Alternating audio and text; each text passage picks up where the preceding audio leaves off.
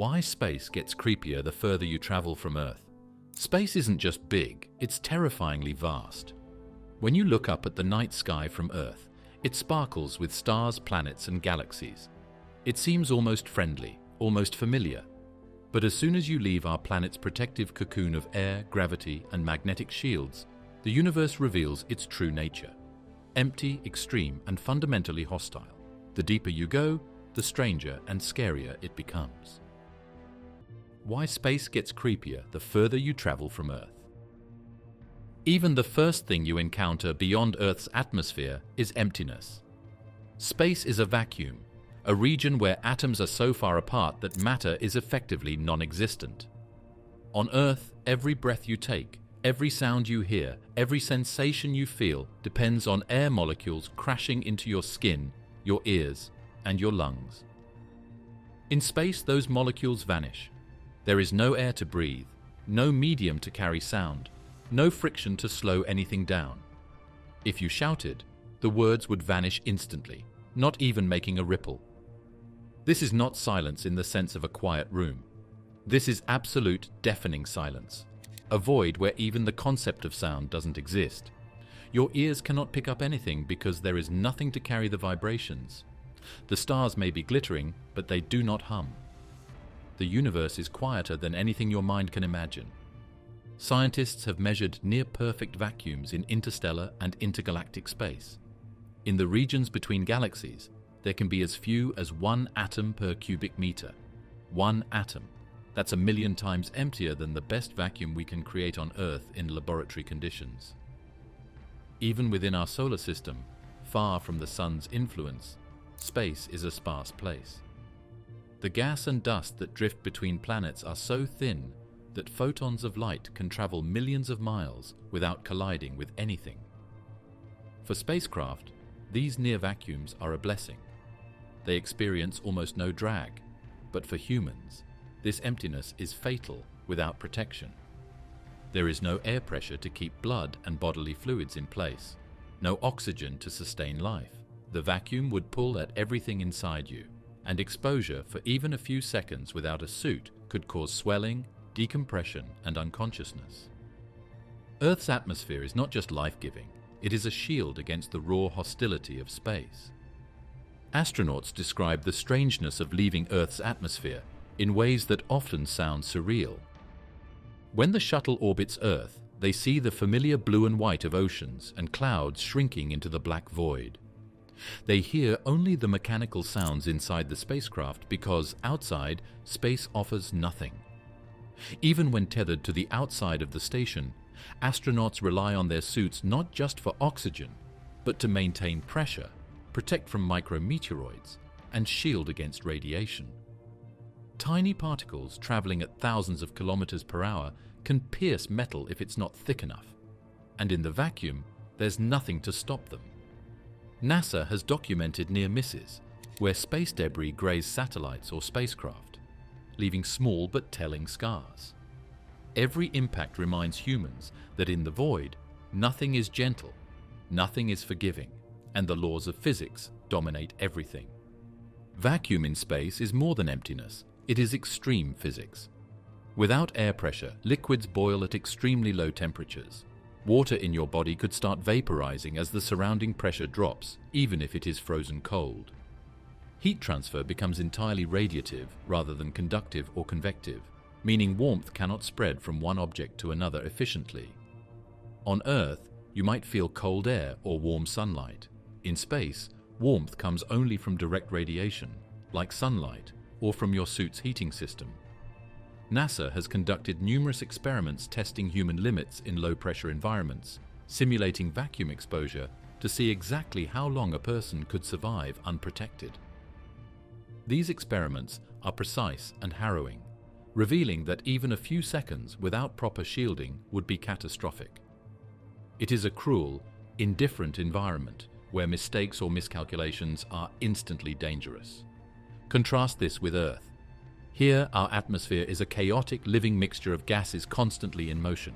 Wind ruffles trees, weather patterns swirl, oceans churn, and storms hammer coastlines. Sound bounces and echoes. The air carries smells and taste. Every breath you take is a reminder that molecules surround and protect you. But step beyond the Kármán line, roughly 100 kilometers above sea level, and that protective chaos vanishes. Suddenly, the world you thought was normal is gone. Silence and emptiness dominate. The comforting blue of the sky fades into an abyss so black it is almost unreal. There is no visual horizon, no scattering of sunlight to give depth. Without familiar reference points, astronauts report a disorienting sensation, a feeling of drifting in nothingness, where distances lose meaning and human intuition fails. Even the smallest dangers become amplified in this void. Micrometeoroids, often no larger than grains of sand, can travel at velocities exceeding 60 kilometers per second. At those speeds, a collision with a spacecraft is like being hit with a rifle bullet. Space agencies continuously track larger debris and celestial hazards, but the vacuum cannot slow or stop them. NASA, ESA, and private companies carefully design spacecraft with multiple layers of protective shielding, using materials like Kevlar and aluminum to absorb and deflect impacts.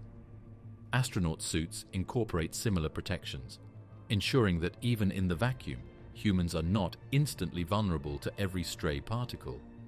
Yet the fact that protection is necessary at all speaks to the intrinsic hostility of the environment. Space is not neutral, it is actively dangerous. Beyond the immediate physical threats, the vacuum of space affects fundamental biology. Without pressure, gases dissolved in blood come out of solution and form bubbles, leading to embolisms that can block vital blood vessels. Water in tissues can vaporize, swelling the body in grotesque ways, and organs are strained under the lack of external pressure.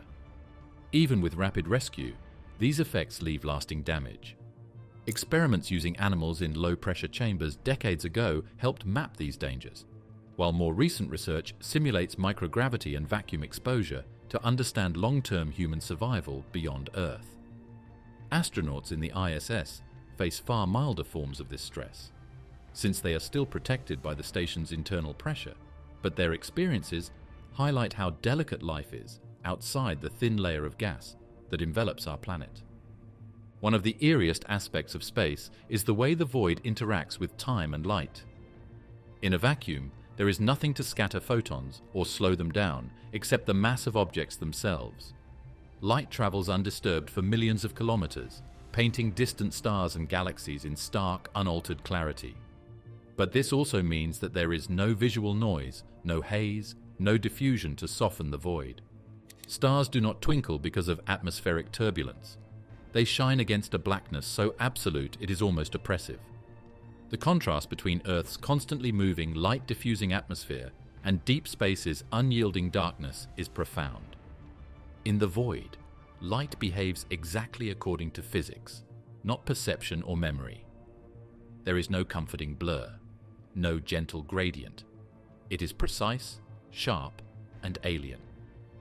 Radiation is another element that makes space creepier the farther you go. On Earth, we are protected by layers of atmosphere and magnetosphere that absorb most harmful cosmic rays. Once outside, exposure increases dramatically. Cosmic rays, high-energy particles accelerated by supernova and other distant astrophysical events, can pass through human tissue, damage DNA, and increase the risk of cancer. Solar flares emit charged particles, capable of stripping electrons from atoms in spacecraft electronics and human cells alike. Astronauts report odd sensations, like brief flashes of light in their vision, caused by cosmic rays striking the retina, a phenomenon known as cosmic ray visual phenomena. These experiences remind humans that space is not just empty, it is alive with invisible hazards that can disrupt life without warning. NASA monitors solar activity and cosmic ray levels closely to plan missions safely, but even the most sophisticated shielding can only reduce the risks, not eliminate them. The deeper you travel, the more extreme these dangers become. Near Earth, the ISS orbits safely within the magnetosphere, protected from most solar and cosmic radiation. But travel to the Moon, Mars, or beyond exposes astronauts to the full brunt of cosmic forces. The Apollo astronauts reported feeling the vast emptiness and cold during their lunar missions, but future travelers will face much longer journeys through regions of space even more empty and unprotected. As humanity ventures further, every moment in the void will require constant monitoring, preparation, and shielding, because the universe is indifferent to life. Even phenomena we can see, like stars and galaxies, can be terrifying on their own terms. The void between these celestial objects is not a comfortable dark. It is almost incomprehensibly vast. Light from the nearest stars takes years to reach us, and from distant galaxies, billions of years. That means traveling even a fraction of a light year puts you in isolation deeper than anything humans have ever experienced. Astronauts cannot comprehend the distances involved in any intuitive way. Our minds are tuned to Earth-scale distances. The emptiness of space stretches perception itself. Communication with Earth becomes delayed, making real-time interaction impossible. Every passing minute is a reminder that you are alone in a universe that does not acknowledge your existence. Interestingly, spacecraft provide a strange juxtaposition against this emptiness. Within a spacecraft, humans live in a microcosm of Earth, a pressurized bubble filled with air, food, and warmth. Yet just beyond the walls, the vacuum stretches endlessly, utterly indifferent. This contrast emphasizes how fragile life is in the cosmos. Even the most advanced materials and engineering can only create a temporary sanctuary. A failure in any system, air supply, pressure control, radiation shielding, can turn the spacecraft into a coffin in seconds. Engineers designing these crafts are acutely aware of this, often using multiple redundant systems and rigorous safety protocols. But the fact remains, survival depends on maintaining a human-controlled environment against the relentless void. Space is not just physically hostile, it is alien in ways that affect perception. The lack of familiar sounds, the absence of atmospheric diffusion, the infinite darkness, and the vast, slow-moving stars create a sensory environment that humans are not evolved to interpret. Astronauts report a phenomenon called the overview effect when looking back at Earth from orbit. But beyond the Moon, the effect shifts from awe to an awareness of isolation and vulnerability. The vacuum, the radiation, and the crushing emptiness of interplanetary and interstellar space make the universe feel not just distant, but uncaring, relentless, and dangerous. NASA and other space agencies are actively studying the effects of this extreme environment. Experiments on human limits in low-pressure chambers, on the ISS, and in analog environments like Antarctica or desert simulations reveal that even well-prepared humans experience stress, disorientation, and physical challenges. Every mission tests the limits of technology and physiology, teaching us how precarious life is in a universe that provides nothing for us naturally. The vacuum is not a passive backdrop. It is an active force shaping every mission, every spacecraft design, and every survival strategy. Even as we send robotic probes further into the solar system, we see the vacuum's impact. Instruments must be designed to operate in temperatures near absolute zero, without atmospheric pressure, and in radiation fields that can destroy electronics. Spacecraft like Voyager, New Horizons, and the James Webb Space Telescope are marvels of engineering, designed to endure conditions that humans could not survive.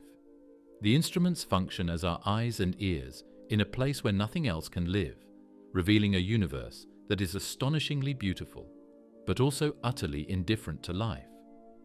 As humans push further into the void, the creepiness of space is not just theoretical, it becomes tangible. The vacuum itself, with its perfect emptiness, silent brutality, and endless reach, is a fundamental reason why space is so terrifying. It strips away every assumption based on life on Earth, leaving only physics, radiation, extreme temperatures, and infinite distances. The further we go, the more the universe reminds us that survival here is temporary, and that the cosmos is vast, silent, and completely uncaring. It is a place where human intuition fails, senses deceive, and the very fabric of reality challenges the familiar. The void of space also challenges our technology in ways that feel almost alien. Even a small pressure differential can cause structural failure. Tiny leaks, undetected cracks, or micrometeoroid impacts can turn a safe haven into a vacuum-exposed environment within moments. The necessity of life support systems, redundant shielding, and meticulous monitoring is constant. Space agencies invest billions in ensuring these systems work perfectly, because failure is not just inconvenient, it is fatal. The vacuum magnifies every mistake, every miscalculation, turning engineering challenges into matters of life and death. Astronauts on long missions also confront the psychological strain of living in a pressurized bubble surrounded by emptiness. The vacuum outside is an ever-present reminder of danger, and the inability to step outside without full protection emphasizes human vulnerability.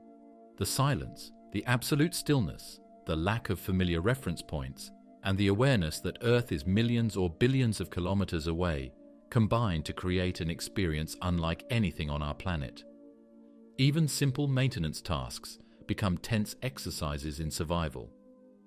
Every time a hatch opens, every maneuver on the exterior of a spacecraft, and every moment outside the station involves negotiating the vacuum's relentless hostility.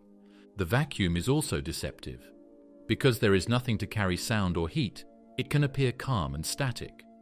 A human might imagine a frozen, tranquil void, but it is a dynamic, ever-changing environment of solar wind, cosmic rays, and micrometeoroids. Space is not motionless. It is a realm of extreme velocities. Debris travels at tens of kilometers per second. Charged particles race from distant stars, and light itself streams across unimaginable distances. The vacuum amplifies the danger because there is no medium to slow or diffuse these forces. The deeper one travels from Earth, the more this becomes apparent. The sense of stillness is an illusion. Reality is extreme, active, and unrelenting. The creepiness of space is compounded by isolation. In orbit, astronauts may be hundreds of kilometers above Earth, but in interplanetary missions, distances become so vast that communication is delayed by minutes or hours. Beyond the solar system, the vacuum separates us by light years from other stars, galaxies, and potential resources. Every intervention from Earth becomes impossible in real time. Humans are alone in the vacuum, dependent on their own technology, ingenuity, and preparation.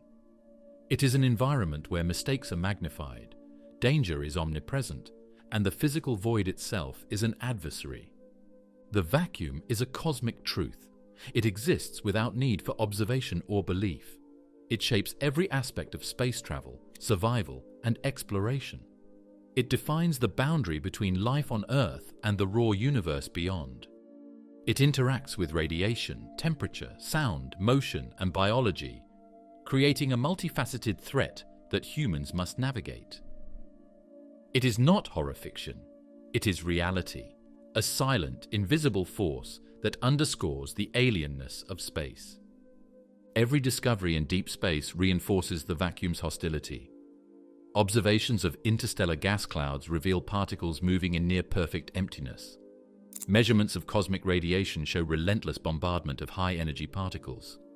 Images of distant planets reveal surfaces untouched by air, weather, or erosion, governed solely by gravity, radiation, and physics. Even the most remote corners of our galaxy are dominated by the vacuum's extremes. Humanity can observe and document, but the void itself is untouchable, absolute, and terrifying in its completeness. Astronauts' experiences, NASA experiments, spacecraft engineering, and astronomical observations all converge to a single truth. Space becomes creepier the farther you travel because emptiness is absolute, silence is complete, and physics dominates without mercy. Earth is an oasis, a bubble of chaotic air and protective pressure, and stepping beyond it exposes humans to a universe designed to be indifferent to our presence. The vacuum is the first and most fundamental threat, shaping every encounter, every mission, and every human perception in the vast darkness beyond. The blackness of space, punctuated by distant static stars, may appear serene at first glance, but understanding the vacuum reveals its true terror. Every meter traveled beyond Earth increases exposure to radiation, temperature extremes, and complete isolation. The physics of vacuum ensures that nothing behaves as humans intuitively expect. It is a constant reminder that the universe is not Earth, that our senses are adapted only to our home planet, and that every step into the void is a confrontation with a fundamentally alien and hostile reality. The further humanity ventures, the more the vacuum dominates experience. Microgravity, radiation, extreme temperatures, and the absence of air combine to create an environment that is impossible to inhabit without protection. The discoveries of near-perfect vacuums, the tracking of micrometeoroids, the psychological reports from astronauts, and NASA's experiments all illustrate that space is not simply empty. It is actively extreme, physically hostile, and terrifyingly alien. There is beauty, yes, but it is a beauty defined by physics, not familiarity. The silence, the emptiness, and the exposure are absolute, unrelenting, and awe-inspiring in their danger. From the first steps outside Earth's atmosphere to the outer reaches of the solar system and beyond, the vacuum of space remains humanity's most immediate and persistent challenge. It is the reason every spacecraft must be sealed, every astronaut suit must be pressurized, and every mission must account for physics that operates without compromise. It is why the universe feels creepier the farther we travel, why the blackness beyond our blue sky is more alien than any imagined horror, and why space exploration is as much an encounter with physics as it is a journey of discovery. Radiation, the invisible predator. Radiation is one of space's most insidious threats. Unlike vacuum, which is an obvious and immediate danger, radiation is invisible. It cannot be seen, felt, or heard. It doesn't announce itself, it doesn't give warnings, and it certainly doesn't care about the humans floating through the void. It is everywhere, relentless, and completely indifferent. On Earth, we are mostly protected. Our atmosphere absorbs most high-energy particles, and the planet's magnetic field deflects much of what does get through. Here, radiation exists quietly, hidden behind clouds and oceans, a distant cosmic whisper we rarely notice. But leave the safety of that protective envelope, and suddenly radiation becomes an omnipresent predator, stalking every traveler beyond Earth. Cosmic rays are a central part of this threat. They originate from the most violent and energetic events in the universe. Supernovae, the explosive deaths of massive stars, accelerate particles to near the speed of light, blasting them across galaxies. Some cosmic rays come from active galactic nuclei, where supermassive black holes churn energy into particle streams so powerful they can cross millions of light years. These particles are mostly protons, with a fraction of heavier atomic nuclei and electrons, traveling faster than anything humans experience in daily life. Every second, millions of these particles pass through your body, even on Earth, but most are harmless thanks to the atmosphere. In deep space, there is no such protection. Cosmic rays bombard spacecraft, penetrate shielding, and can even pass through multiple layers of metal and plastic, reaching the humans inside. The idea that these tiny particles can carry energy capable of tearing through cells at nearly light speed is profoundly unsettling. Each particle is a microscopic bullet, capable of causing molecular havoc inside your body. The danger is not just theoretical. Radiation can directly damage DNA, the blueprint of life. Each cosmic ray passing through a cell can knock electrons out of atoms, break chemical bonds, and create mutations. Some of these mutations may be harmless, repaired by the body's cellular machinery, but others are permanent, potentially triggering cancer, organ damage, or reproductive harm. The effects accumulate over time. On a short space shuttle mission, the exposure might be manageable. But on the International Space Station, astronauts experience radiation doses hundreds of times greater than people on Earth. For a Mars mission, the risks multiply. Every day spent in deep space increases cumulative exposure. A journey to Mars could expose astronauts to doses that, on Earth, would be considered dangerous or even lethal. Every step farther from our magnetic shield means playing a high-stakes game with invisible bullets traveling across the galaxy. Solar radiation adds another layer of peril. The Sun, which gives Earth warmth and life, is also a relentless source of high-energy particles. Solar flares are sudden eruptions on the Sun's surface that emit bursts of protons and electrons at incredible velocities. Coronal mass ejections, or CMEs, are massive bubbles of plasma and magnetic field that erupt into space, traveling millions of kilometers per hour. These events can shower spacecraft and astronauts with intense radiation in minutes. Unlike cosmic rays, which are random and omnipresent, solar events can be sudden and catastrophic. Engineers monitor the Sun constantly because even a single solar storm can threaten electronics, destroy delicate instruments, or overwhelm shielding. For astronauts outside Earth's protective magnetosphere, a solar storm is a deadly event. Radiation from CMEs can penetrate suits and spacecraft, potentially delivering doses that would cause acute radiation sickness within hours. The Sun, so vital for life on Earth, becomes an unpredictable predator in space, reminding travelers that even familiar stars can turn hostile. NASA and other space agencies study these risks intensely. The Artemis missions, aimed at returning humans to the Moon and preparing for Mars, have spurred extensive research into radiation protection. Scientists are exploring new shielding materials, such as hydrogen-rich polymers, liquid water walls, and magnetic deflectors that could mimic Earth's magnetic field on a small scale. Studies are ongoing to understand the long-term effects of deep space radiation on human biology. Experiments on the ISS, where astronauts spend months exposed to higher than normal radiation, provide critical data on DNA damage, cancer risk, and cognitive effects. Every mission tests new strategies to manage an environment that is otherwise invisible, relentless, and indifferent. Radiation is also cinematic in the way it pervades the void. Unlike gravity, which is obvious and intuitive, radiation is imperceptible. A crew could be surrounded by an invisible storm without feeling it. On Earth, you cannot see cosmic rays. In deep space, they streak through metal walls, pass through spacesuits, and weave through human bodies, leaving a trail of energy that no eye can detect. Astronauts sometimes report flashes of light in their vision caused by cosmic rays striking their retinas directly, a haunting reminder that the vacuum is not empty, that even nothing can strike you. It is a silent, invisible predator that reminds humans that life in space is an ongoing negotiation with forces far beyond our control. The ISS provides a real-world laboratory for observing this invisible predator.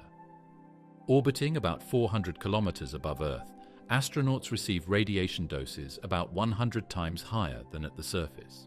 This includes cosmic rays and trapped particles in Earth's magnetic field. Over a 6-month mission, the cumulative exposure is measurable, and every long-duration flight provides invaluable data. Astronauts' blood samples are analyzed for DNA damage, cell mutations, and other biomarkers of radiation impact.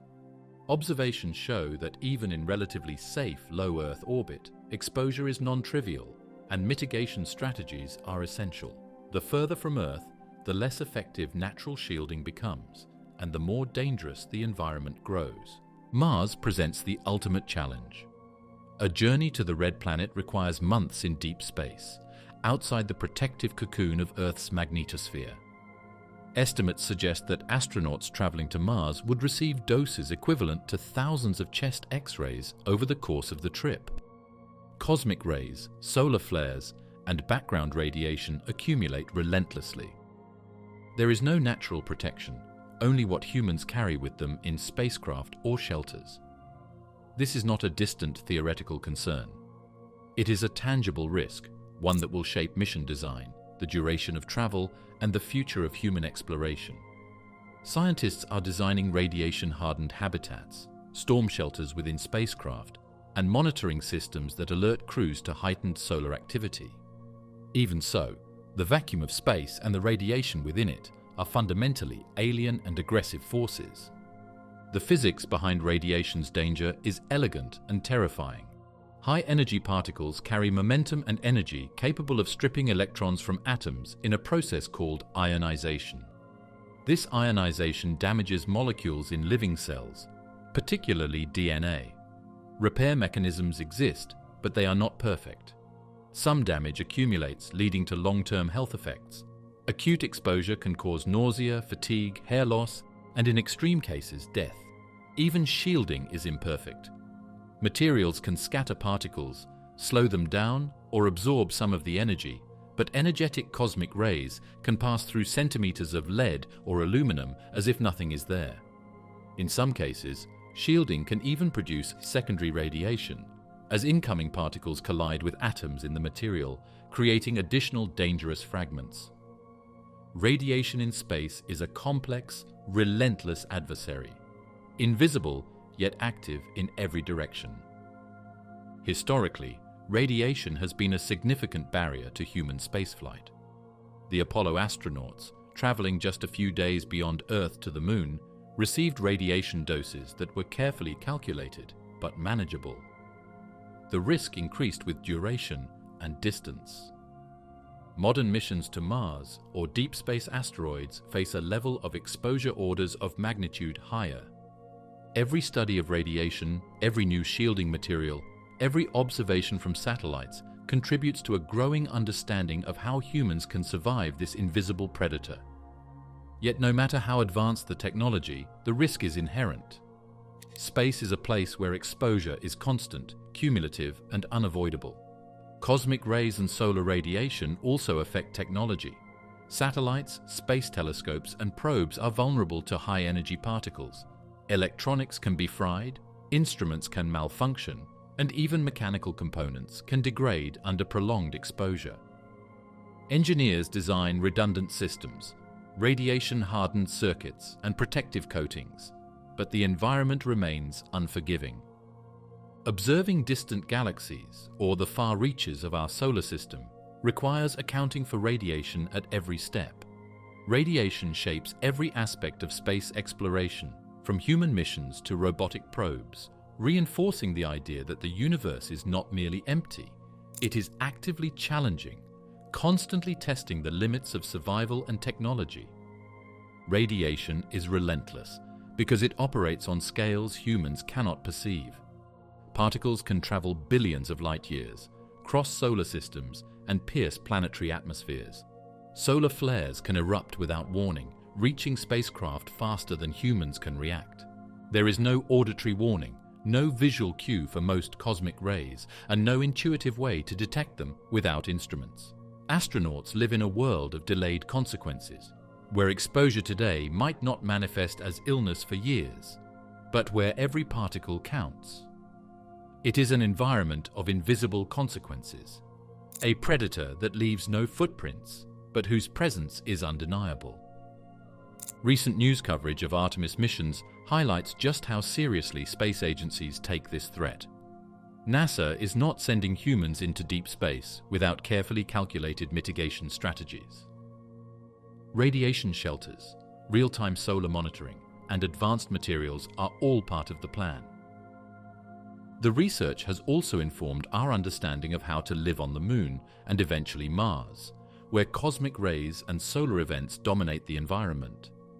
Studies suggest that long-term exposure to these conditions could have profound effects on human health, from cancer to neurological damage. Every mission provides data, and every experiment brings us closer to understanding how to coexist with this invisible predator. Radiation in space also teaches a profound lesson about scale and pervasiveness. Even small doses matter because the particles travel across unimaginable distances and strike unpredictably. There is no escape from the storm of cosmic rays, no sanctuary outside of artificially created shields. The vacuum, the silence, the infinite distances, all these factors amplify the danger. Even inside a spacecraft, astronauts are constantly aware of exposure. Instruments monitor levels, warnings are issued, and schedules are adjusted to minimize risk. Radiation is a factor that cannot be ignored, negotiated with, or reasoned out. It is physics in motion, a silent force that governs life in space in a way humans have never experienced on Earth. Astronaut reports reinforce the cinematic terror of radiation. The flashes of light caused by cosmic rays are like ghostly reminders that space is alive in ways that human senses cannot detect. The idea that particles from distant supernovae traveling for millions of years can suddenly strike your retina, your skin, or your DNA is a constant reminder that the universe operates on a scale and with energies entirely alien to everyday life. It is an invisible predator, relentless and impartial, and one that has shaped the design of every mission, the architecture of every spacecraft, and the strategies for survival beyond Earth. Radiation is everywhere in space. It surrounds planets, flows from stars, streams from galactic cores, and permeates interstellar voids. It is silent, invisible, and indifferent. Yet it interacts with matter in ways that are deeply consequential. Every human venture beyond Earth encounters this invisible predator, whether on the ISS, en route to the Moon, or journeying toward Mars. There is no way to escape it, only to mitigate its effects. It defines the risk, shapes the mission, and reminds explorers that space is far stranger and more hostile than any night sky view from Earth could suggest. As humans push further into the solar system, radiation remains the ultimate unseen adversary. Engineers design, scientists calculate, and astronauts train, but the threat is immutable. Cosmic rays and solar particles will continue to bombard spacecraft. DNA will continue to be at risk. Radiation sickness, long-term health effects, and technological failures remain possibilities. The further humans travel, the more omnipresent and relentless this invisible predator becomes. Space is a realm where physics reigns supreme, and radiation is one of the most constant, unavoidable, and terrifying demonstrations of its power. Unlike a black hole or a storm on Jupiter, radiation cannot be directly visualized in real time. Yet its effects are everywhere, detectable in instruments, human tissue, and the operation of spacecraft. It is a ghostly predator, striking without warning, leaving trails of damage across time and distance. The universe seems quiet, still, and beautiful. But behind this serenity, radiation is active, pervasive, and unforgiving. The cold, space's frozen abyss. Space has no mercy for warmth. Every step away from Earth strips away another layer of the heat that life depends on, until you reach regions where temperatures collapse so sharply it feels like reality itself is slowing down. Cold in space doesn't behave like cold on Earth. There's no wind to sting your skin, no snow to crunch under your feet, no icy surface to touch. The cold out here is emptier, deeper, and more persistent than anything the human body or human imagination naturally understands. It isn't weather, it isn't climate. It's the natural resting state of a universe that prefers darkness and silence over warmth and light. Near absolute zero, matter loses its familiar personality. Atoms slow, vibrations weaken, chemistry freezes, and energy retreats into near stillness. When scientists describe deep space temperatures, they're not just calling it cold because it's an icy place. They're describing a realm where the universe's thermal engine has nearly shut down, leaving behind a vacuum that behaves like a cosmic freezer, stretching millions of light years in every direction. The regions between galaxies host temperatures only a fraction of a degree above absolute zero, the lowest temperature allowed by the laws of physics. This is the abyss that swallows light, erases heat, and challenges spacecraft to survive. The cold of deep space shapes the life cycles of stars, alters the chemistry of interstellar clouds, influences the expansion of galaxies, and forms the invisible background temperature of the entire cosmos. Even the coldest night on Earth, even the darkest Antarctic winter, can't prepare the human mind for what temperatures look like when the universe drains heat away, not through air or wind, but through pure radiation, slowly, relentlessly, efficiently.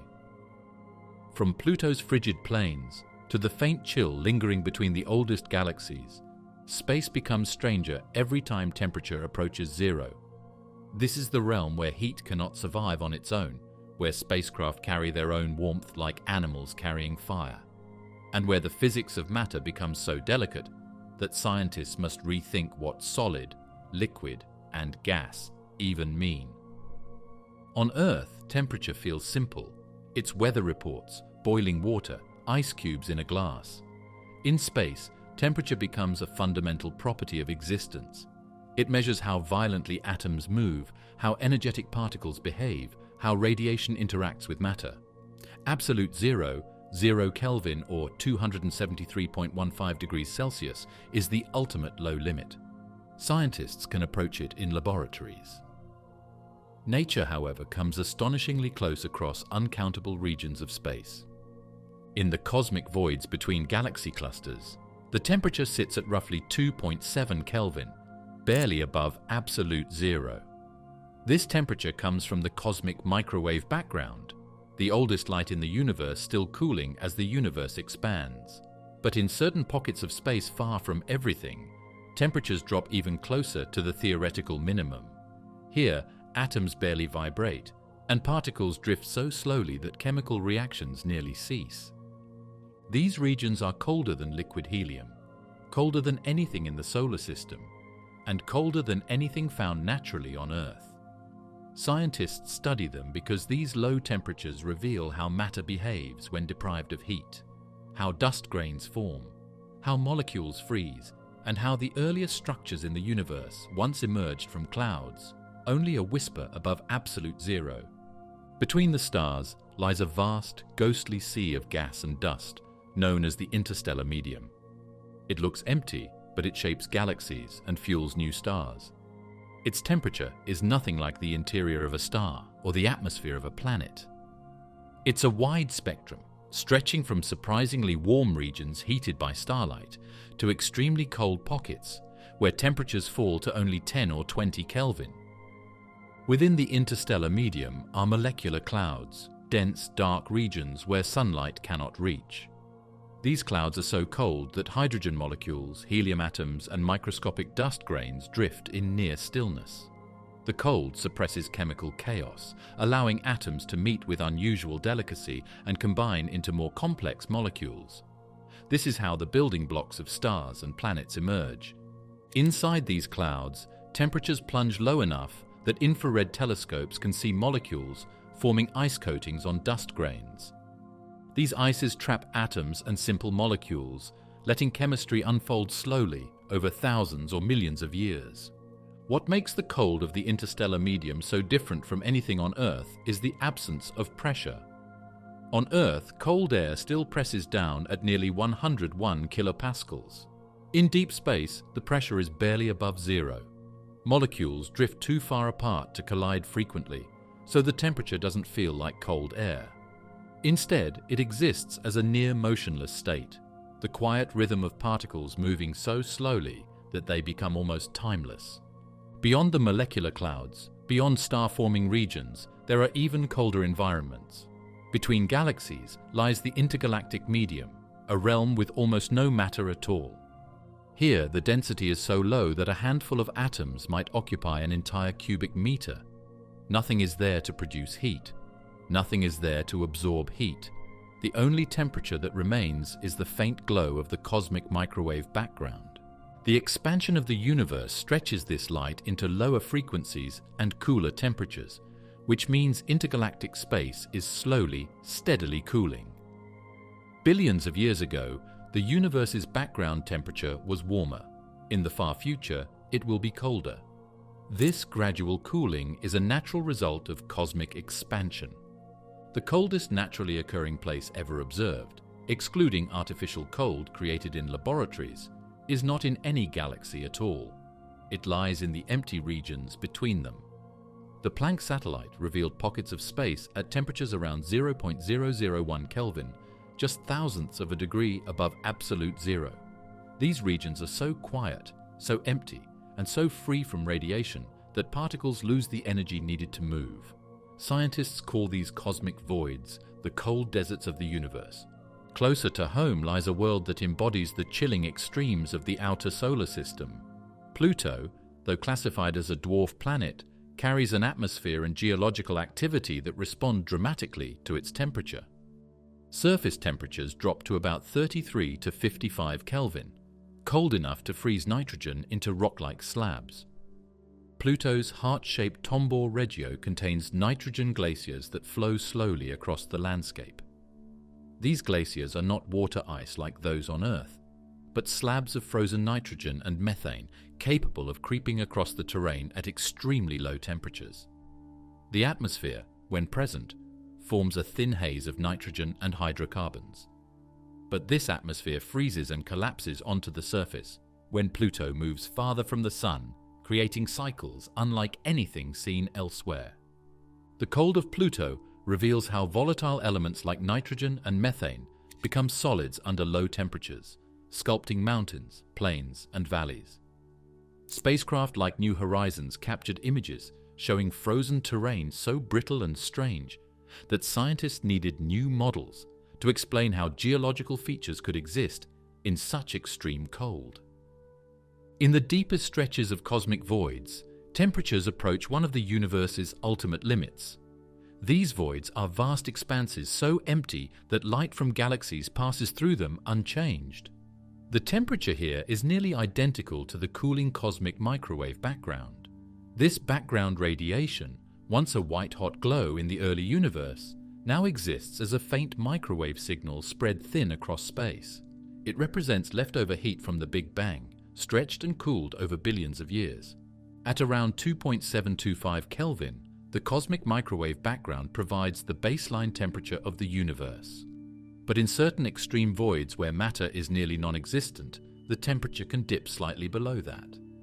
These tiny dips occur due to the Sachs-Wolf effect, where gravitational potentials slightly alter the energy of radiation passing through them. These modifications aren't dramatic, but they show that nature can create pockets colder than the already frigid background temperature. This is the kind of cold that doesn't simply freeze objects. It prevents objects from even having enough energy to change. Chemical reactions pause, atomic motions slow to a crawl. Spacecraft passing through such regions rely entirely on internal heating systems because there is no environmental heat to balance their temperature. One of the strangest aspects of space's frozen abyss is the way matter changes as temperature approaches absolute zero. On Earth, cold causes water to freeze, metals to become brittle, and air to contract. Near absolute zero, matter undergoes transformations that break intuition. Quantum behavior becomes significant. Particles act less like individual objects and more like waves. Energy levels become quantized. Motions freeze into discrete steps rather than continuous ones. When temperatures drop low enough, atoms can lock into a single quantum state. This is called a Bose-Einstein condensate, an exotic phase of matter created in laboratories but mirrored in subtle ways in deep space. Such condensates allow atoms to act like a single unified entity. They no longer behave like separate particles bouncing around randomly. Instead, they move collectively, obeying quantum mechanical rules at a macroscopic scale. Although deep space doesn't naturally form true Bose-Einstein condensates, the extreme cold does slow atomic motion so much that some gases behave in ways closer to quantum systems than classical ones. This is especially true in the most frigid regions of molecular clouds, where dust grains cool the surrounding environment so efficiently that more complex molecules can exist without being destroyed by heat. Cold regions of space play crucial roles in the early stages of star formation. When gas and dust in molecular clouds cool to low temperatures, thermal pressure drops. This allows gravity to dominate, causing the cloud to collapse under its own weight. Without low temperatures, gravity would struggle to pull the cloud inward because thermal energy would push outward, resisting collapse. As pockets of gas cool further, they form dense cores. These cores become the seeds of new stars. Cold conditions allow hydrogen molecules to cluster, dust grains to act as cooling agents, and gravitational collapse to intensify. The early universe saw similar processes on a grand scale as massive clouds cooled and condensed into the first generation of stars. Cold also influences planet formation. As particles freeze and stick together, they create icy grains that accumulate into larger clumps. These clumps form planetesimals, eventually giving rise to full planets. The cold of the outer solar system allowed gas giants like Jupiter and Saturn to form with massive cores surrounded by thick layers of hydrogen and helium. One of the most interesting chemical effects of extreme cold involves ice formation on dust grains. In molecular clouds with temperatures around 10 Kelvin, dust grains become coated in icy layers of water, ammonia, methane, and carbon monoxide. These ices trap atoms and simple molecules, allowing slow reactions to occur on their surfaces. Even at such low temperatures, quantum tunneling allows certain reactions to proceed. For example, hydrogen atoms can tunnel through energy barriers to bond with atoms they wouldn't normally have enough energy to reach. This leads to molecules like methanol and formaldehyde, forming in the coldest places in the universe. These molecules then become part of the collapsing cloud that forms a new star. As the star heats the surrounding disk, these molecules thaw out and evaporate into the protoplanetary disk. Some eventually freeze again on outer disk particles. This complex cycle is driven entirely by the low temperatures of molecular clouds. The outer solar system presents some of the best natural examples of cold-shaping planetary environments. Beyond Neptune, temperatures drop so low that even sunlight has trouble influencing planetary surfaces. Kuiper belt objects like Eris, Makemake, and Haumea possess surfaces where methane and nitrogen freeze into exotic ices. These ices behave differently from water ice. They sublimate at extremely low temperatures, creating thin atmospheres when objects approach perihelion, and collapsing those atmospheres when they move deeper into solar winter. These cycles drive changes in surface brightness, coloration, and surface chemistry. Even farther out lies the hypothetical Oort cloud, a spherical shell of icy bodies surrounding the solar system. Temperatures here drop to about 3 to 4 Kelvin. These objects have spent billions of years frozen, barely interacting with anything. When they fall inwards and become comets, they reveal what the coldest corners of the solar system have preserved for ages. One of the most remarkable discoveries in astronomy is the Boomerang Nebula, located about 5,000 light-years away. It is the coldest known natural place in the universe, measured at about 1 Kelvin, colder than the cosmic microwave background. This temperature is achieved through rapid gas expansion. As the nebula's central star sheds mass in a powerful outflow, the gas expands so quickly that it cools far below the surrounding space. This rapid expansion acts like a cosmic refrigerator. The cold here is so intense that normal infrared instruments struggle to detect the nebula without specialized techniques. The Boomerang Nebula demonstrates that space can produce temperatures even colder than the background radiation through unusual astrophysical processes. It remains one of the most extreme environments ever observed. The Planck satellite, launched by the European Space Agency, was designed to map the cosmic microwave background with incredible precision. It measured temperature fluctuations across the sky with accuracy down to millionths of a degree. During this process, Planck detected regions of space where temperatures dipped slightly below the average 2.725 Kelvin due to gravitational effects. These tiny variations helped scientists understand the structure of cosmic voids, the distribution of dark matter, and the thermal history of the universe. Planck's measurements represent some of the most detailed studies of cold regions ever conducted. In space, the challenge is not just keeping equipment cool, it's also keeping it warm enough to function. Electronics, batteries, fuel tanks, and instruments require specific temperature ranges. Without the insulating atmosphere of Earth, spacecraft rely on internal heaters, radiators, and insulation to maintain stability. Spacecraft traveling through deep space face significant thermal challenges. The cold is so extreme that without heaters, fuel lines would freeze, lubricants would solidify, and electronic systems would fail. Missions like Voyager, New Horizons, and the upcoming interstellar probes use radioisotope thermoelectric generators to provide both power and heat.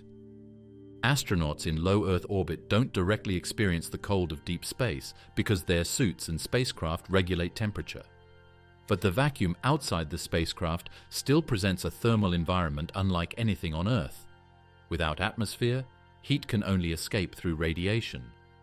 When astronauts move into shadowed regions during spacewalks, temperatures drop sharply. This requires active heating systems in suits to prevent dangerous cooling of extremities. Experiments on the International Space Station have tested how materials and equipment behave in cold vacuum conditions. These tests prepare future missions for environments like Mars, the Moon's South Pole, and deep space travel where extreme cold is unavoidable. One of the most unsettling features of extreme cold in space is the silence. Not silence as the human ear understands it, but the silence of particles barely moving. Temperature reflects how much atoms vibrate. At 10 Kelvin, their motion slows to an almost frozen pace. At 1 Kelvin, their energy is so low that time seems to stretch for them. Cold reduces entropy, reduces noise, and reduces the unpredictability of particle interactions. This silence shapes the chemistry of interstellar clouds, the behavior of dust, and the formation of molecules. It's a silence that exists not because nothing is there, but because everything has slowed down. The universe is cooling. Every second, space expands, stretching the wavelength of the cosmic microwave background and lowering its temperature. In trillions of years, the universe will be far colder than it is now. Stars will burn out, galaxies will dim, and the cold that now exists only in cosmic voids will spread everywhere. Even though this goes far beyond humanity's time, the physics of cold shapes the long-term evolution of the cosmos. As the universe cools, energy becomes more diffuse, processes slow, motion fades. This trend influences how galaxies evolve and how long stars can shine. Extreme cold helps define where stars can form, how planets grow, how molecules assemble, and how galaxies evolve. Without cold regions, molecular clouds could not collapse, dust grains could not accumulate, and chemistry would look completely different. These regions act like cradles where the universe slows everything down just enough for gravity, chemistry, and physics to reassemble matter into new structures. Step outside on a sunny day. You feel the heat of the sun on your skin. Even on a chilly morning, the Earth's warmth surrounds you. The air moves, carrying thermal energy. Trees, soil, oceans, and concrete absorb sunlight and radiate heat back, keeping our planet's surface alive with warmth. Humans evolved in this balance, not too hot, not too cold. The Earth's atmosphere is a perfect blanket. It circulates energy, diffuses extremes, and ensures that heat moves predictably. Even in winter, the air carries warmth, and sunlight penetrates to give life a pulse. Take that same body and place it in the vacuum of space without protection. Suddenly, the rules change. There is no air to carry heat. No sunlight might fall directly on you, and even if it does, the sun is just one radiation source in a void that actively drains energy. In seconds, your body would lose heat at a rate unimaginable on Earth. The universe around you is a cold sink, an almost infinite reservoir at a few degrees above absolute zero. Without insulation, heat would radiate away faster than the human body can generate it, and you would be frozen in place, almost instantly, atom by atom, by the relentless physics of energy transfer. This contrast is dramatic. On Earth, heat feels intuitive. You can touch a warm stone, feel the sun on your face, measure air temperature with a thermometer. Heat spreads through conduction, convection, and radiation. Conduction allows warmth to move through materials. Convection moves it via fluid or air, and radiation emits energy as electromagnetic waves. In space, conduction and convection vanish. There is no air or medium for molecules to bump into each other. The only energy transfer left is radiation. The rules of warmth we take for granted fail completely. Black body radiation, the universe's thermostat. Black body radiation is the core concept that defines how matter exchanges heat in space. Any object emits electromagnetic radiation based on its temperature, whether a planet, a spacecraft, or a human body.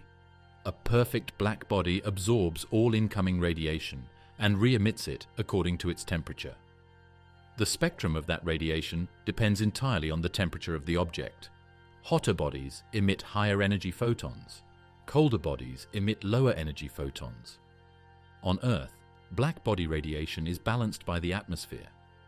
Your skin radiates heat, but air and surroundings radiate back, maintaining thermal equilibrium. Energy doesn't vanish, it flows in a cycle. The sun heats the ground radiates infrared radiation, the air distributes it. This keeps the temperature in a range humans can survive. In space, thermal equilibrium behaves differently. Suppose you are floating in shadow, far from any star. You are surrounded by nearly perfect vacuum, and there is virtually no incoming radiation. Your body radiates infrared energy into empty space. There is nothing to radiate back. Unlike Earth, where heat is shared and recycled, space allows energy to escape without return. Your temperature drops. The thermal balance tips violently, and within moments, your body would approach the surrounding equilibrium temperature, near absolute zero. Thermal equilibrium is the condition where an object absorbs and emits energy at the same rate. On Earth, equilibrium is often invisible because heat flows smoothly, mediated by molecules and fluids. In space, equilibrium becomes a dramatic struggle. Consider a human body in space. On Earth, heat loss is partially slowed by conduction through air. In vacuum, conduction and convection are absent. The only heat loss mechanism is radiation. The body emits energy at a rate determined by the Stefan-Boltzmann law. The power radiated is proportional to the fourth power of the object's absolute temperature. At 310 Kelvin, about 37 degrees Celsius, normal human body temperature. Radiation loss is rapid because the surrounding vacuum cannot emit energy back. Heat escapes continuously as infrared photons, lowering temperature without any compensatory gain. This makes space uniquely lethal. A body left unprotected is not just cold, it radiates heat into nothingness, a process that the laws of physics enforce relentlessly. There is no thermal bounce back. Even materials designed to insulate have limits. Space blankets used on Earth or in spacecraft work by reflecting infrared radiation, mimicking a black body at Earth-like temperatures. Without such a reflection mechanism, energy simply leaks into the void. Earth's warmth arises from the dense mix of gases, liquids and solids that mediate heat transfer. The Sun delivers energy to Earth at approximately 1,361 watts per square meter. The atmosphere spreads that energy via air circulation, ocean currents and weather systems. Nightfall reduces incoming energy, but the Earth radiates infrared radiation back to space at rates balanced by atmospheric absorption and cloud cover. The planet maintains roughly 288 Kelvin average surface temperature, an equilibrium conducive to life. Space is starkly different. Radiation is still active, but there are no mediating layers.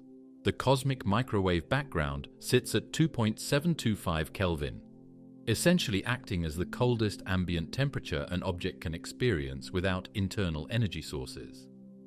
Without a star nearby, a body left in space will cool toward this background temperature. There is no conduction, no convection, only the radiation of energy into an empty, near absolute zero abyss. For astronauts, this physics is not theoretical. Spacewalks require heavily insulated suits, heaters, and reflective coatings. Thermal regulation inside a suit is a constant battle. Sunlight can rapidly heat a surface to over 120 degrees Celsius, while shadows can plunge the same surface to 150 degrees Celsius or colder.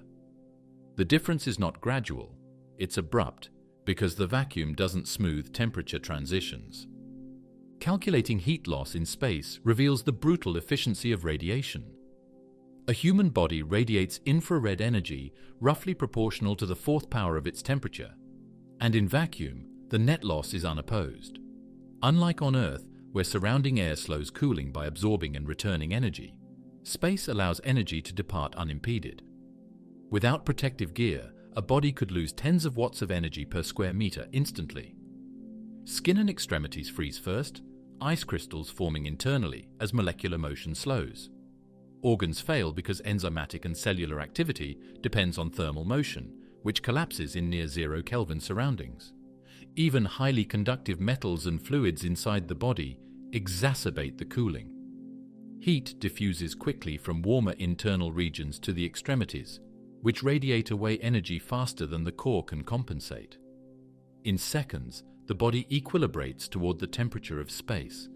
The effect is a near instant freezing, enforced by the physics of energy loss via black-body radiation. Understanding black-body radiation and thermal equilibrium is important for spacecraft design. Instruments, electronics, and humans all require thermal control. Without the Earth-like environment, spacecraft must produce, store, and reflect heat. Radiators emit excess energy away. Heaters supply energy to cold regions. Reflective coatings redirect incoming or outgoing infrared radiation. For astronauts, suits are multi-layered, each layer serving a purpose. Some layers trap heat, acting like a miniature atmosphere. Others reflect infrared radiation to maintain equilibrium close to human body temperature. Even with such protections, prolonged exposure to shadowed regions or extreme cold sources requires active energy input. Without constant thermal management, radiation drains heat at a rate impossible for the human body to overcome. The vacuum of space enhances the effect of radiation on cooling. Conduction and convection require molecules to transport energy, and vacuum is nearly empty. This means that while radiation alone is slower than direct contact cooling in some scenarios, the absence of counter-radiation makes the net energy loss dramatic. Essentially, the universe acts as an infinite heat sink. Energy departs without resistance, creating a thermal gradient that Earth cannot produce naturally. Even spacecraft interiors must be carefully designed to prevent cold spots. Objects near windows exposed to shadow lose heat faster, while objects facing sunlight can overheat. This imbalance is a direct consequence of space's near-perfect thermal isolation. Engineers must consider black-body radiation not just for astronauts, but for every component that could radiate energy to empty space, risking failure. The difference between Earth's warmth and space's cold becomes extreme as missions leave low Earth orbit. In low orbit, Earth's reflected radiation, magnetic field, and residual atmospheric particles provide minor shielding. Once beyond this layer, spacecraft enter deep space cold. Here, a human outside protective gear would equilibrate toward near zero Kelvin temperatures rapidly. The difference between being in sunlight and shadow becomes lethal. For Mars missions, spacecraft must carry heaters sufficient for months of operation in a vacuum colder than anything on Earth. Lunar habitats rely on thermal mass, reflective insulation, and controlled energy sources to maintain livable conditions. In all cases, black-body radiation governs the energy balance, and failure to account for it leads to immediate, irreversible consequences. All objects in space emit energy according to the Stefan-Boltzmann law. This creates a direct relationship between temperature and radiative energy loss. A spacecraft or human body is constantly trying to reach equilibrium with its surroundings. In shadow, the surroundings are at 3 Kelvin or less. Heat leaves objects, cooling them until internal systems intervene. Even a perfectly insulated object would slowly emit radiation, tending toward the ambient temperature of the surrounding vacuum. If internal energy generation ceases, batteries die, metabolic heat stops, the object continues to cool, eventually approaching absolute zero. This is unlike anything experienced on Earth, where the environment always contains sufficient energy to slow cooling. On Earth, we experience cold as discomfort, pain, or frostbite over hours. In space, the absence of mediating energy transport accelerates the process. Radiation removes heat silently and invisibly. Humans would feel the rapid temperature drop in seconds if not protected. Molecular motion slows, cell membranes stiffen, blood viscosity increases, neurological function falters. The body is not just uncomfortable, it is being forced into thermal equilibrium with the universe, and that equilibrium is deadly. Thermal imaging of spacecraft in shadow shows rapid energy loss. Surfaces designed for humans or sensitive electronics need constant heating to counteract radiation into the cold void. Even relatively warm spacecraft interiors would radiate heat outward if not continually supplied with energy. This demonstrates the power of black body radiation and vacuum equilibrium to draw energy from any object not actively maintained. From a physics perspective, the universe is essentially a massive near-zero Kelvin reservoir. Earth is a localized anomaly, a warm island in a sea of cold. The atmosphere, the oceans, and solar proximity create habitable temperatures. Step beyond that bubble, and the black body radiation environment of the universe enforces a thermal regime unlike any we evolved in. Energy escapes freely, and nothing flows back. This explains why space is not just cold but actively hostile to warmth. Human intuition fails here. We can imagine freezing water or ice, but nothing on Earth can prepare you for radiative energy loss in near-perfect vacuum. It's a thermal extremity so alien that it requires precise calculations, careful engineering, and protective systems just to survive brief exposure. Imagine a lone astronaut untethered in shadow. The sun's rays illuminate one side, while the other faces infinite void. Their suit radiates heat relentlessly into space.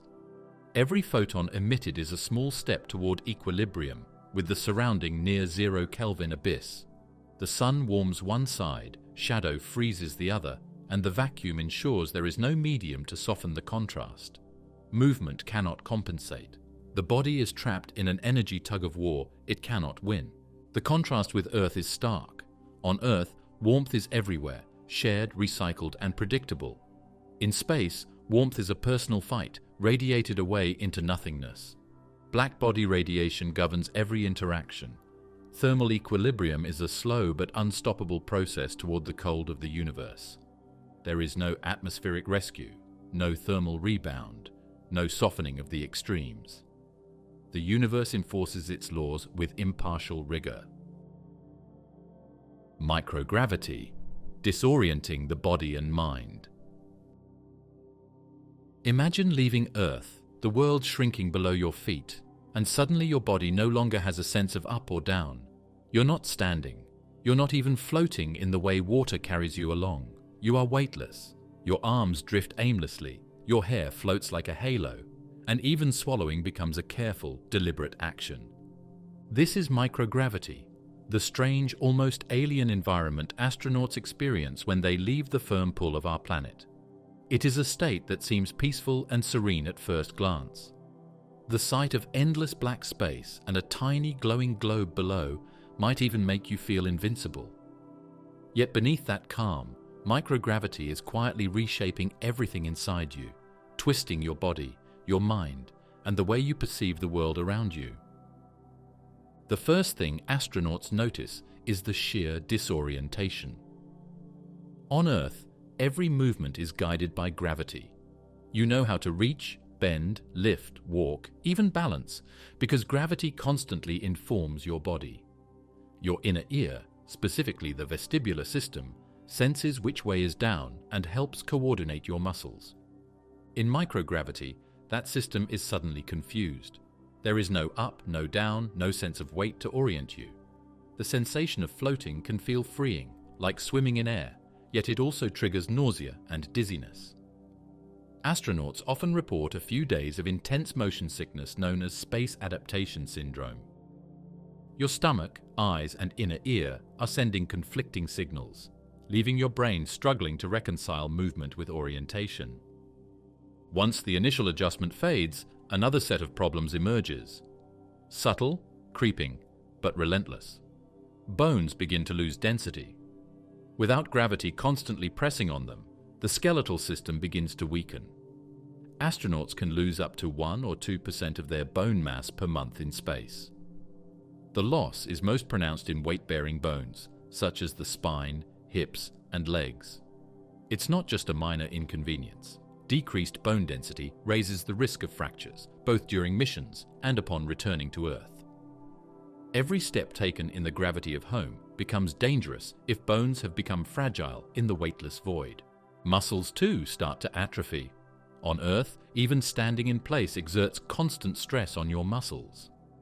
In microgravity, that stress disappears.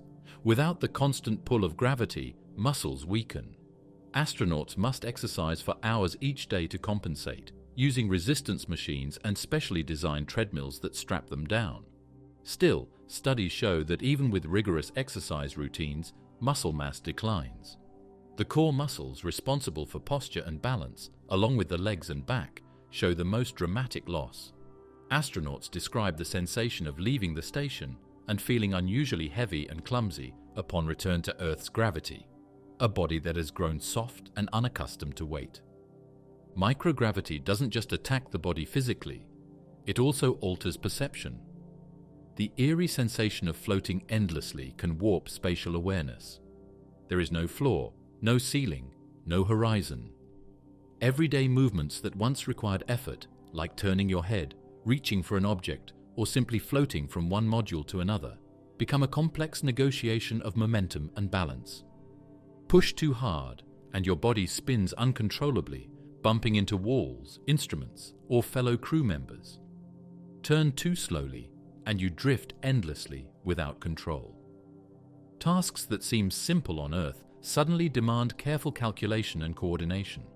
Even brushing your teeth or drinking water requires attention, because fluids in microgravity behave in unfamiliar ways, forming floating globules that refuse to obey gravity's pull. The long-term effects of microgravity extend beyond physical strength and perception. NASA's famous twin study highlighted the remarkable impacts on the human body over extended missions.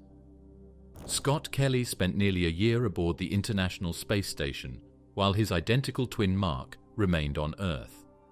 The study revealed profound changes in Scott's gene expression, immune system, and even cognitive functions. Telomeres, the protective caps on chromosomes, were observed to lengthen temporarily in space, suggesting unexpected shifts in genetic activity. At the same time, markers of inflammation and DNA repair fluctuated dramatically, highlighting the hidden stress microgravity places on the body at the molecular level. When Scott returned to Earth, some changes reversed, but others lingered for months. The body and mind are resilient, yet the space environment leaves lasting fingerprints that science is only beginning to understand. Recent experiments continue to expand our understanding of microgravity. SpaceX missions have delivered new generations of research modules, each equipped to test human limits in orbit. Chinese Tiangong missions are conducting parallel studies focusing on how extended stays in low Earth orbit affect circulation, neurovestibular function, and even psychological well-being. New data reveal that microgravity amplifies the challenges of long-duration spaceflight. For instance, fluid shifts toward the head increase intracranial pressure, affecting vision and sometimes causing headaches and blurred sight. This effect, known as spaceflight-associated neuroocular syndrome, demonstrates that the body's adaptation to weightlessness has cascading consequences on critical organs. Psychology in microgravity is just as compelling as physiology. Isolation in a small spacecraft, combined with the loss of familiar sensory cues, produces a disconnection from earthly experience. Without gravity, your body's movements are unfamiliar. Your perception of time becomes distorted, and simple actions like moving through a corridor or handling tools can feel alien. The mind must adapt to a new set of rules for orientation, motion, and spatial reasoning. Many astronauts report a sensation of floating consciousness, where awareness of their own body's boundaries feels diffuse, almost detached. This disconnection is magnified during long-duration missions. Days blend together when external cues like daylight cycles or weather vanish. The lack of natural gravity cues contributes to sleep disturbances, cognitive fatigue, and emotional strain. Astronauts report that tasks can feel more mentally exhausting than physically, as the brain continually recalibrates to weightlessness. Even minor miscalculations in movement can have significant consequences. a loose tool can float across a module, colliding with sensitive instruments. Navigation through narrow passageways becomes a puzzle, requiring constant planning and awareness. The physical and cognitive burdens compound over time, shaping not just the body, but the mind in profound ways. Microgravity also transforms cardiovascular function. On Earth, gravity helps blood flow, pulling it downward toward the legs and allowing the heart to pump efficiently. In space, the absence of gravitational pull redistributes fluids toward the upper body. Astronauts experience facial puffiness, nasal congestion, and a decrease in leg volume. Over time, the heart itself adapts to the new environment, shrinking slightly because it no longer needs to work as hard to pump blood against gravity. Returning to Earth requires readjustment, and some astronauts experience orthostatic intolerance, difficulty standing without dizziness or fainting, as the cardiovascular system readapts. Balance, too, becomes an entirely new concept. On Earth, the inner ear, vision, and proprioception work together to orient you. Microgravity disrupts this system. Astronauts often report that their perception of rotation, speed, and orientation is unreliable. They may feel as if they are tilting, spinning, or floating in a way that doesn't match reality. Even after returning to Earth, this recalibration can take weeks or months. The neural system must relearn how to interpret gravitational cues for movement and posture. Nutrition and metabolism are affected as well. Microgravity alters appetite, digestion, and the distribution of nutrients. Some astronauts lose weight despite eating normally, while others experience shifts in taste perception. Fluids and electrolytes redistribute, impacting hydration and kidney function. Calcium loss from bones can lead to elevated calcium in the bloodstream, increasing the risk of kidney stones. Every organ system interacts with the absence of gravity, creating a cascade of adaptations that scientists are still mapping. The eerie sensation of endless floating, combined with these physiological changes, creates a uniquely alien experience. Astronauts often describe it as both beautiful and unsettling. The view of Earth suspended in the void evokes awe, but the body's silent degradation reminds them that space is indifferent to human life. Even the smallest errors in judgment or movement can become dangerous.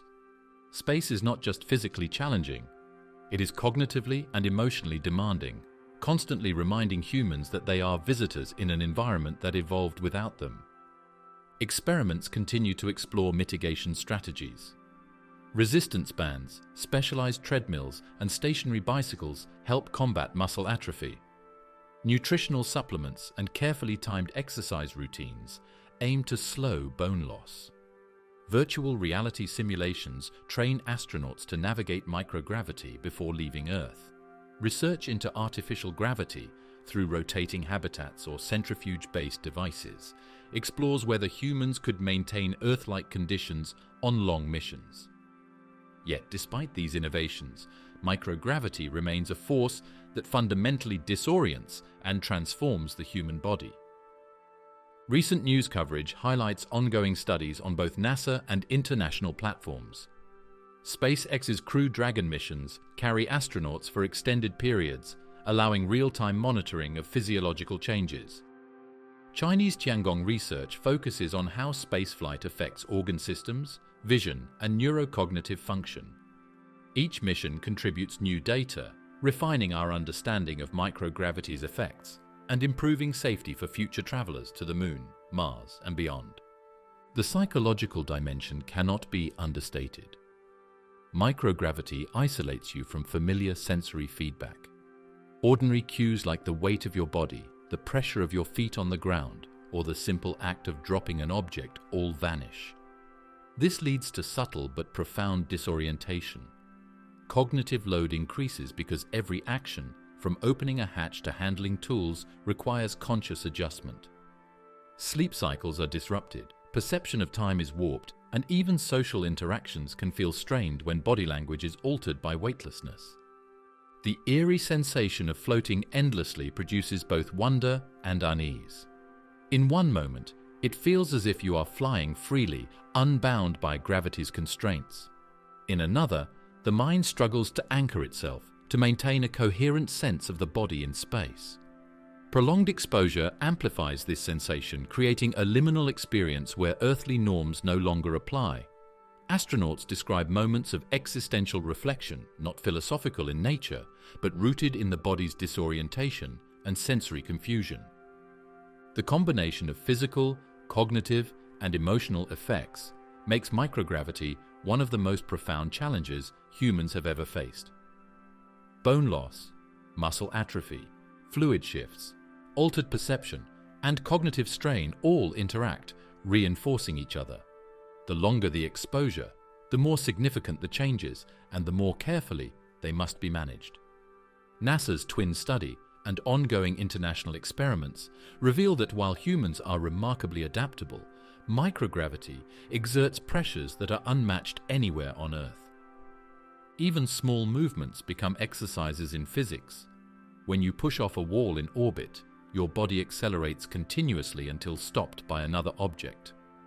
Momentum becomes both a tool and a hazard. Floating in the middle of a module, you might spin slowly, only to collide with a console or a fellow astronaut if not careful. Coordination, timing, and spatial awareness are not merely helpful, they are essential for survival. Training on Earth can simulate some of these effects using parabolic flights or neutral buoyancy pools. But nothing fully replicates the subtle, relentless disorientation of microgravity. Every day in space is a negotiation with gravity's absence. Eating, drinking, exercising, sleeping, working, and socializing all require adaptations. NASA and international space agencies continually refine protocols to ensure astronauts can thrive despite these challenges. Yet every mission demonstrates that microgravity is not merely a passive absence of force. It is an active agent, reshaping anatomy, physiology, and perception in ways that earthbound humans can barely imagine. The eerie, floating sensation, combined with measurable physical changes, provides a stark reminder. Humans are evolutionarily adapted to one environment, one set of forces. Remove gravity, and the body and mind respond in unpredictable, often uncomfortable ways. Long-term missions to Mars, lunar bases, or interplanetary travel will confront these challenges on a larger scale. Microgravity is more than a novelty. It is a fundamental test of human biology, engineering, and cognition, revealing how fragile, adaptable, and astonishingly resilient we are when thrust into the vacuum of orbit. Microgravity is simultaneously liberating and destabilizing. Astronauts move with elegance, yet must constantly recalibrate. The body floats free, yet bones weaken, muscles atrophy, and the heart adapts to a new regime of blood flow. The mind floats alongside the body, adjusting to disorientation, sensory shifts, and altered temporal perception. Every day is a negotiation with a force we take for granted, a subtle but inescapable reminder that gravity shapes life more deeply than we imagine. Even as humans extend their reach into space, microgravity remains an ever-present challenge. It teaches us about the limits of physiology, the plasticity of perception, and the remarkable adaptability of the mind. The sensation of floating endlessly is a reminder that Earth's pull is more than physical. It is the anchor for our biology and cognition. Leave that anchor behind, and the universe reshapes you in ways both visible and invisible, immediate and long-term, testing every boundary of human endurance, perception, and survival. Cosmic isolation, the loneliness factor. Step back in your mind, far beyond the familiar blue sky of Earth. The sun becomes a distant point of light. The moon, once close enough to touch with imagination, is only a pebble in an endless void. Stretch farther still, past the planets of the solar system, beyond the asteroid belts and the icy rings of Saturn, past the orbit of Neptune, and the tiny specks of Kuiper Belt objects. The familiar warmth, gravity, and bustling activity of Earth are left far behind. Here, in the deep reaches of space, the scale of isolation reveals itself not as an abstract concept, but as a measurable, almost oppressive physical reality. The distances are vast, the numbers are staggering. Stars that appear close together in Earth's night sky are actually separated by hundreds, thousands, or even millions of light years. A light year is the distance light travels in one Earth year, roughly 9.46 trillion kilometers. That number alone strains comprehension, but it becomes even more chilling when applied to human experience. The closest star system, Alpha Centauri, sits about 4.37 light-years away. In terms of space travel, even the fastest spacecraft humanity has built would take tens of thousands of years to reach it. That distance is a cosmic loneliness metric. No rescue mission, no supply drop, no sudden return home is possible. Every point of light in the sky becomes a silent, untouchable island in a sea of darkness. This isolation is not just a philosophical curiosity, it is a measurable, tangible condition that shapes everything about the experience of being far from Earth. In orbit, astronauts experience short-term micro-isolation. The International Space Station is 400 kilometers above Earth, a negligible distance in cosmic terms. Yet communication delays and physical separation already affect perception and behavior. As missions extend to the Moon, Mars, and eventually beyond, isolation grows in ways that are profoundly real. Every kilometer increases the delay in communication. Signals that travel at the speed of light may take several minutes or hours to traverse the gap. A conversation with a mission control team becomes disjointed. The human rhythm of dialogue is broken by the physics of distance. In deep interstellar space, the void between stars becomes a theater of silence. Recent astronomical studies have highlighted regions of intergalactic space devoid of nearby stars. These are areas where galaxies drift alone, separated from any luminous neighbor by millions of light years. Photons from these empty regions take millions of years to arrive at any point of observation, meaning that an astronaut, or even a robotic probe, would encounter a darkness unbroken by starlight for vast stretches. The light that does exist is ancient, faint, and often stretched by the expansion of the universe into wavelengths invisible to human eyes. Even within galaxies, the distances are staggering. Our Sun sits about 26,000 light-years from the center of the Milky Way in a spiral arm teeming with stars. Yet between individual stars, space is mostly empty. If a human were to travel from one star to another without the aid of hypothetical, faster-than-light travel, the journey would be measured in thousands of human lifetimes. The isolation is not merely physical, it is temporal. The timescales make social contact, rescue, or interaction nearly impossible. A distress call sent across interstellar distances might not be received within any human lifetime. The silence is absolute and unyielding, a physical characteristic of the universe itself. Earth's social connectivity provides a stark contrast. Even in remote areas on Earth, people live within hours of one another, and electronic communication connects almost every point of the globe almost instantaneously. Social networks, phones, satellites, and the internet allow humans to maintain contact, coordinate, and support each other in real time. The earthly environment feels small, dense, and interconnected. One can visualize Earth as a crowded city in comparison to the universe's vast desert. In space, that density vanishes. Human connections are rendered nearly meaningless over distances measured in light years. The social fabric that is so dense on Earth thins to almost nothing. The psychological dimension of this isolation becomes apparent when considering long-duration missions. Even at Mars distances, the minimum one-way communication delay ranges from 3 to 22 minutes, depending on orbital positions. A problem that might require immediate attention on Earth must wait in silence.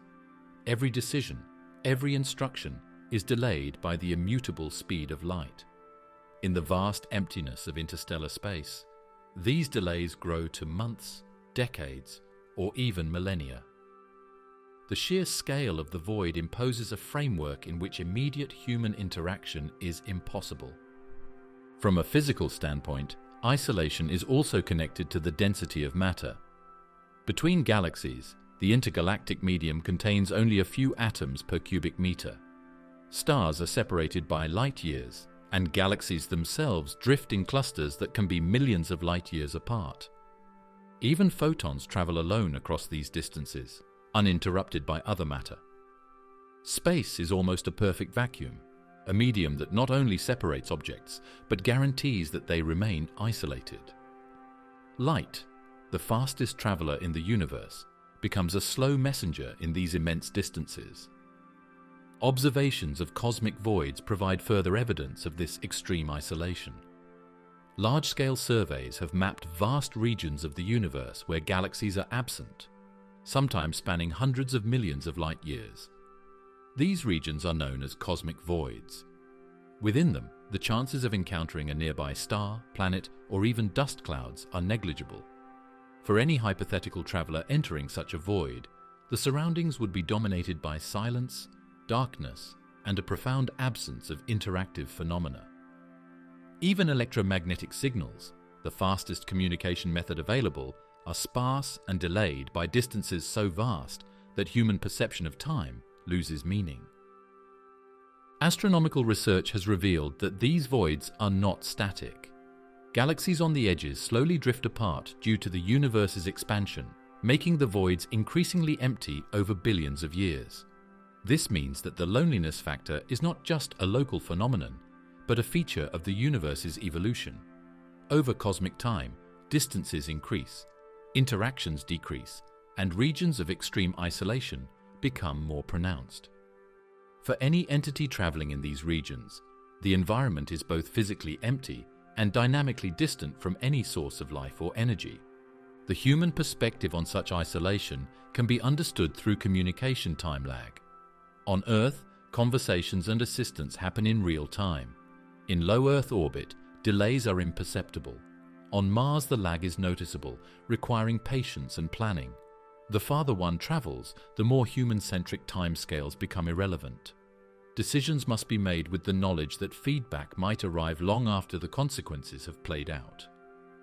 In a cosmic context, isolation is measured in years and centuries, rendering traditional notions of immediacy and social responsiveness meaningless. Deep space exploration amplifies this perception of loneliness. Beyond the heliosphere, the protective bubble created by the Sun, the universe is silent and empty. Cosmic rays and radiation are not just physical hazards. They also serve as reminders that no living being is nearby to mediate danger or provide assistance. Any spacecraft traveling beyond familiar solar territory moves through regions devoid of support, supplies, or human presence. The vast distances are coupled with a complete lack of emergency infrastructure. Isolation becomes a tangible, ever-present property of the environment, not just an emotional response. Even within galaxies, isolation manifests. The nearest star systems are light-years apart, and the time taken for signals or physical travel is immense. Distances between stars are not merely obstacles, they define the nature of human experience. Proximity to others is a fundamental aspect of life on Earth, from social learning to cooperative survival. In space, this proximity is absent, replaced by silence, punctuated only by the faint light of distant stars. The physical isolation enforces a psychological reality. Humans are alone, with no immediate connection to other conscious beings or terrestrial civilization. News coverage of deep space discoveries reinforces this perspective. Telescopes and surveys, such as the Hubble Space Telescope and the Sloan Digital Sky Survey, have identified vast stretches of intergalactic space without any luminous neighbors. These discoveries highlight that our familiar sense of density and proximity on Earth is entirely atypical in the cosmic context. The universe, when considered at the scale of interstellar or intergalactic distances, is dominated by emptiness and extreme isolation. Observers on Earth may see bright stars scattered across the sky, but for any traveler moving between these points, the darkness and distance are profound and unyielding. Even within regions that contain stars and planets, isolation is extreme compared to Earth. Planetary systems are separated by light years, and the vast empty space between them guarantees that interactions are rare. Unlike Earth, where social networks can extend across continents in moments, Interstellar isolation means that any connection is limited by the finite speed of light. The social and operational consequences are immense. Instructions, warnings, or shared knowledge take years to arrive, and opportunities for intervention are almost non-existent. Isolation is not an abstract concept. It is a measurable, unyielding property of the universe's structure. Time itself reinforces isolation. Light years as a metric are not just distances. They are delays in causality. Seeing a star 100 light years away is seeing it as it was 100 years ago. Any attempt to communicate with or travel to that star encounters the same temporal separation. The past and present are displaced, and any social or operational connection becomes constrained by the flow of light across space. The human sense of immediacy, of shared experience, is fundamentally challenged. Astronauts who venture beyond Earth's orbit experience early signs of this. Lunar missions introduce several-second delays in communication. Mars missions extend that delay to minutes, and interstellar travel would extend it to centuries. The psychological weight of knowing that assistance is not instant, that a return to Earth is inconceivably far, shapes behavior and decision-making. Isolation in space is both absolute and relative. It is a function of distance, communication limits, and the absence of familiar environmental cues. In a broader scientific sense, cosmic isolation also has implications for potential contact with extraterrestrial intelligence. Even if civilizations exist, the vast distances and intervening space make interaction exceedingly difficult. Signals take years, decades, or centuries to travel, and the likelihood of simultaneous development across vast scales is minuscule. Isolation is a structural property of the universe, built into its geometry, expansion, and distribution of matter. The distances are not merely obstacles. They define the nature of any interstellar or intergalactic experience. The comparison to Earth is stark. On our planet, humans evolved in dense, socially interactive environments. Distance is rarely prohibitive, and communication is instantaneous. Communities, cities, and nations form networks in which survival and cooperation are continuous. In space, this social network is absent. Isolation is a default state. The contrast underscores how unique Earth's environment is in facilitating connectivity, shared experience, and immediate interaction. In the cosmic void, none of these features exist. The combination of physical emptiness, temporal delays, and sparse distribution of stars creates a situation that is fundamentally alien to human experience.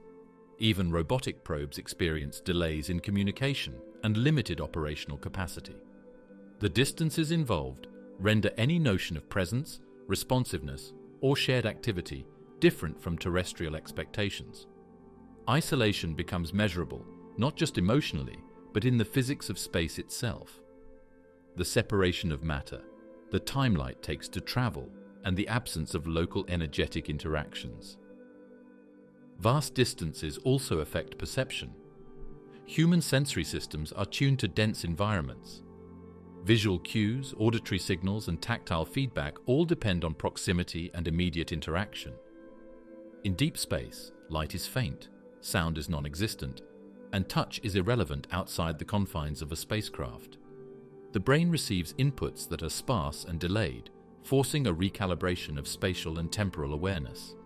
Cognitive processing adjusts to a world where interaction is rare, feedback is delayed, and the environment offers minimal reinforcement of sensory expectations.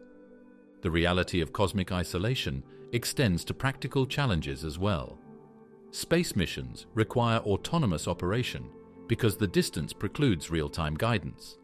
Spacecraft traveling between stars, or even between solar systems, must function independently for years, decades, or centuries. The combination of extreme distance and finite signal speed creates operational isolation, analogous to the psychological isolation humans experience. Scientific planning must account for delays, uncertainties, and the lack of nearby human presence, further emphasizing the isolation inherent in deep space environments. Cosmic isolation is not simply emptiness. It is an active condition that shapes the experience of time, space, perception, and social interaction. Every photon traveling across the void carries information delayed by vast distances. Every spacecraft drifts alone in a silent, near-perfect vacuum. And every human or robotic presence exists in a context where connection is measured not in seconds or hours, but in light years. The loneliness is encoded in the very structure of the universe, in the scale, density, and geometry of matter and energy. From a human perspective, the consequences are tangible. Astronauts experience early versions of isolation in orbit, missions to Mars will extend the experience, and interstellar travel, if ever possible, would make it absolute. Communication is delayed, physical assistance impossible, and sensory inputs scarce. The universe enforces separation as a natural condition, making isolation a measurable, predictable feature rather than a subjective experience. The study of cosmic isolation is ongoing. Space agencies continue to measure psychological and physiological effects of separation in extended missions.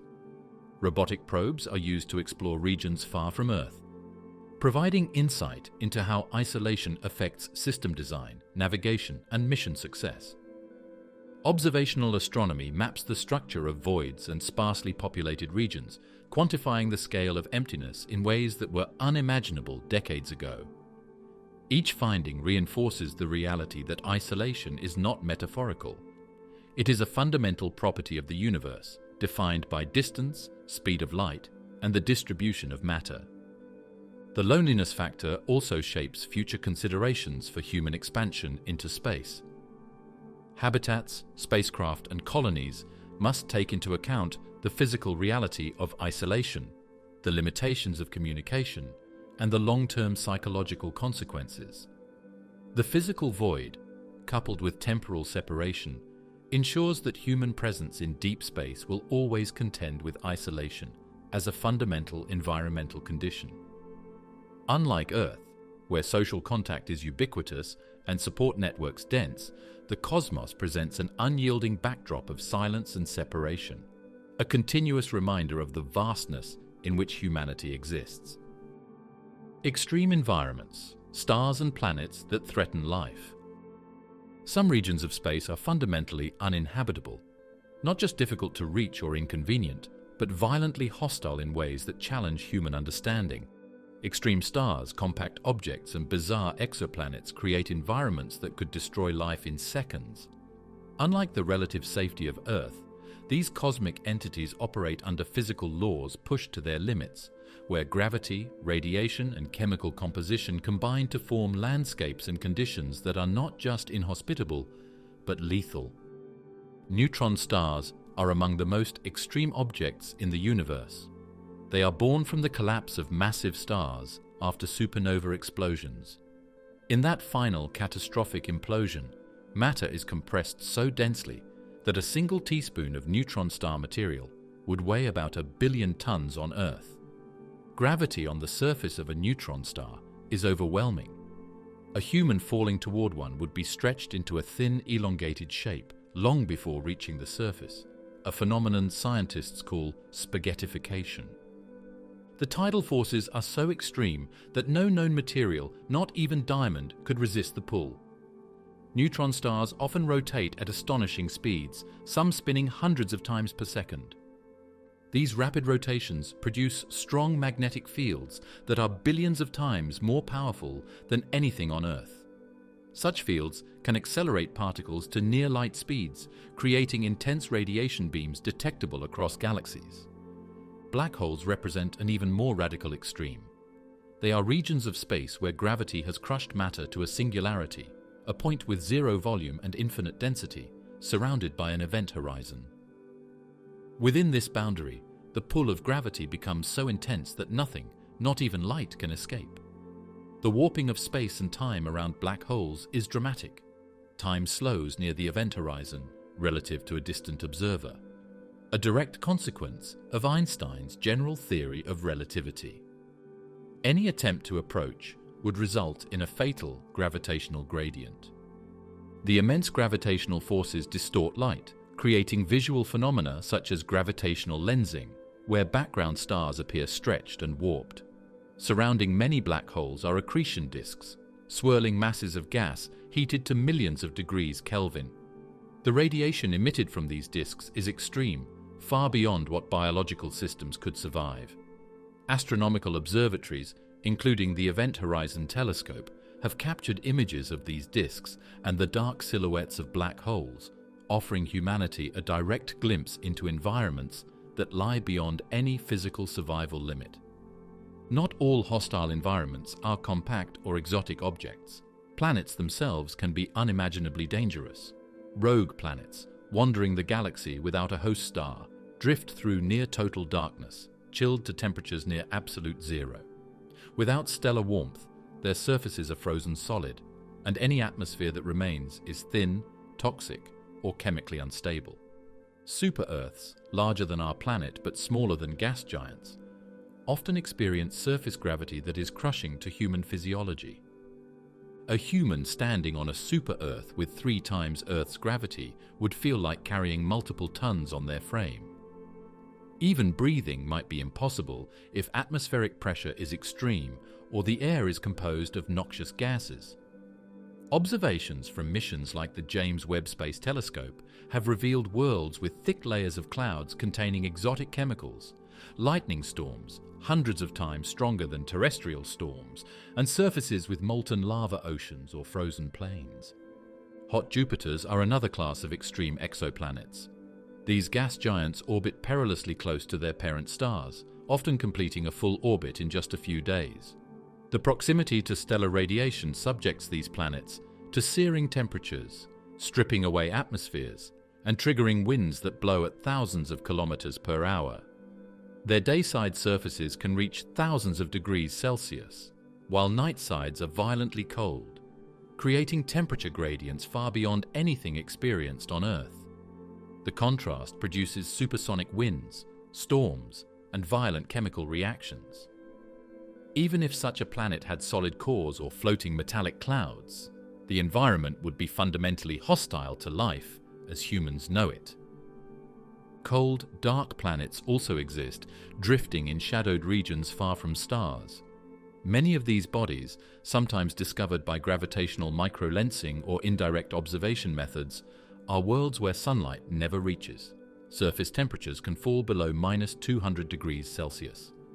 Any water present is frozen solid, and chemical reactions that sustain life are slowed to near cessation. These planets highlight a different type of extremity, loneliness and cold, rather than fire and radiation. But the result is the same: an environment where biological activity is effectively impossible. James Webb images have started revealing hints of these frigid exoplanets, their faint infrared emissions betraying only the most minimal heat. The diversity of extreme environments extends to chemical composition. Some exoplanets have atmospheres dominated by hydrogen and helium, creating pressures that would crush unprotected humans. Others have dense clouds of sulfuric acid, ammonia, or methane, producing chemical conditions lethal to organic molecules. Titan, one of Saturn's moons, is relatively mild by cosmic standards, yet even it has a methane cycle that freezes, boils, and floods the landscape in ways alien to human experience. Other discovered planets may have surfaces of molten metal, exposed rock, saturated with heavy elements, or perpetual storms that last centuries. The James Webb Space Telescope has imaged several such worlds, revealing detailed spectra indicating extreme temperatures, cloud composition, and atmospheric dynamics that challenge models of planetary formation. Neutron stars and black holes, extreme planets, and rogue worlds share a common trait. They operate outside the environmental parameters that life on Earth evolved to tolerate. Radiation levels can be millions of times higher than on the surface of Earth. Gravity can reach magnitudes that human bones and muscles cannot endure. Chemical compositions can be corrosive or entirely incompatible with life. Even temperature extremes, from searing heat to near absolute zero, create boundaries where biological chemistry cannot function. Observing these objects does more than inspire awe. It provides measurable benchmarks for the limits of physical reality. Rotating neutron stars, or pulsars, produce magnetic fields that induce electric currents in nearby space. These currents accelerate charged particles to relativistic speeds, producing intense beams of X-rays and gamma rays. Any object exposed to these beams without substantial shielding would be vaporized almost instantly. Observatories such as Chandra and XMM Newton monitor these emissions, providing data that define the danger zones around neutron stars. The fields are not static. They wobble and pulse in ways that make proximity unpredictable and hazardous. A spacecraft navigating near a pulsar would have to account for not only gravity, but the invisible bombardment of energetic particles and radiation. Black holes, particularly those in binary systems, amplify these dangers. Matter from a companion star spirals into the accretion disk, heating to millions of degrees and emitting radiation across the electromagnetic spectrum. X-rays and gamma rays pour out in torrents, extending far beyond the immediate vicinity of the event horizon.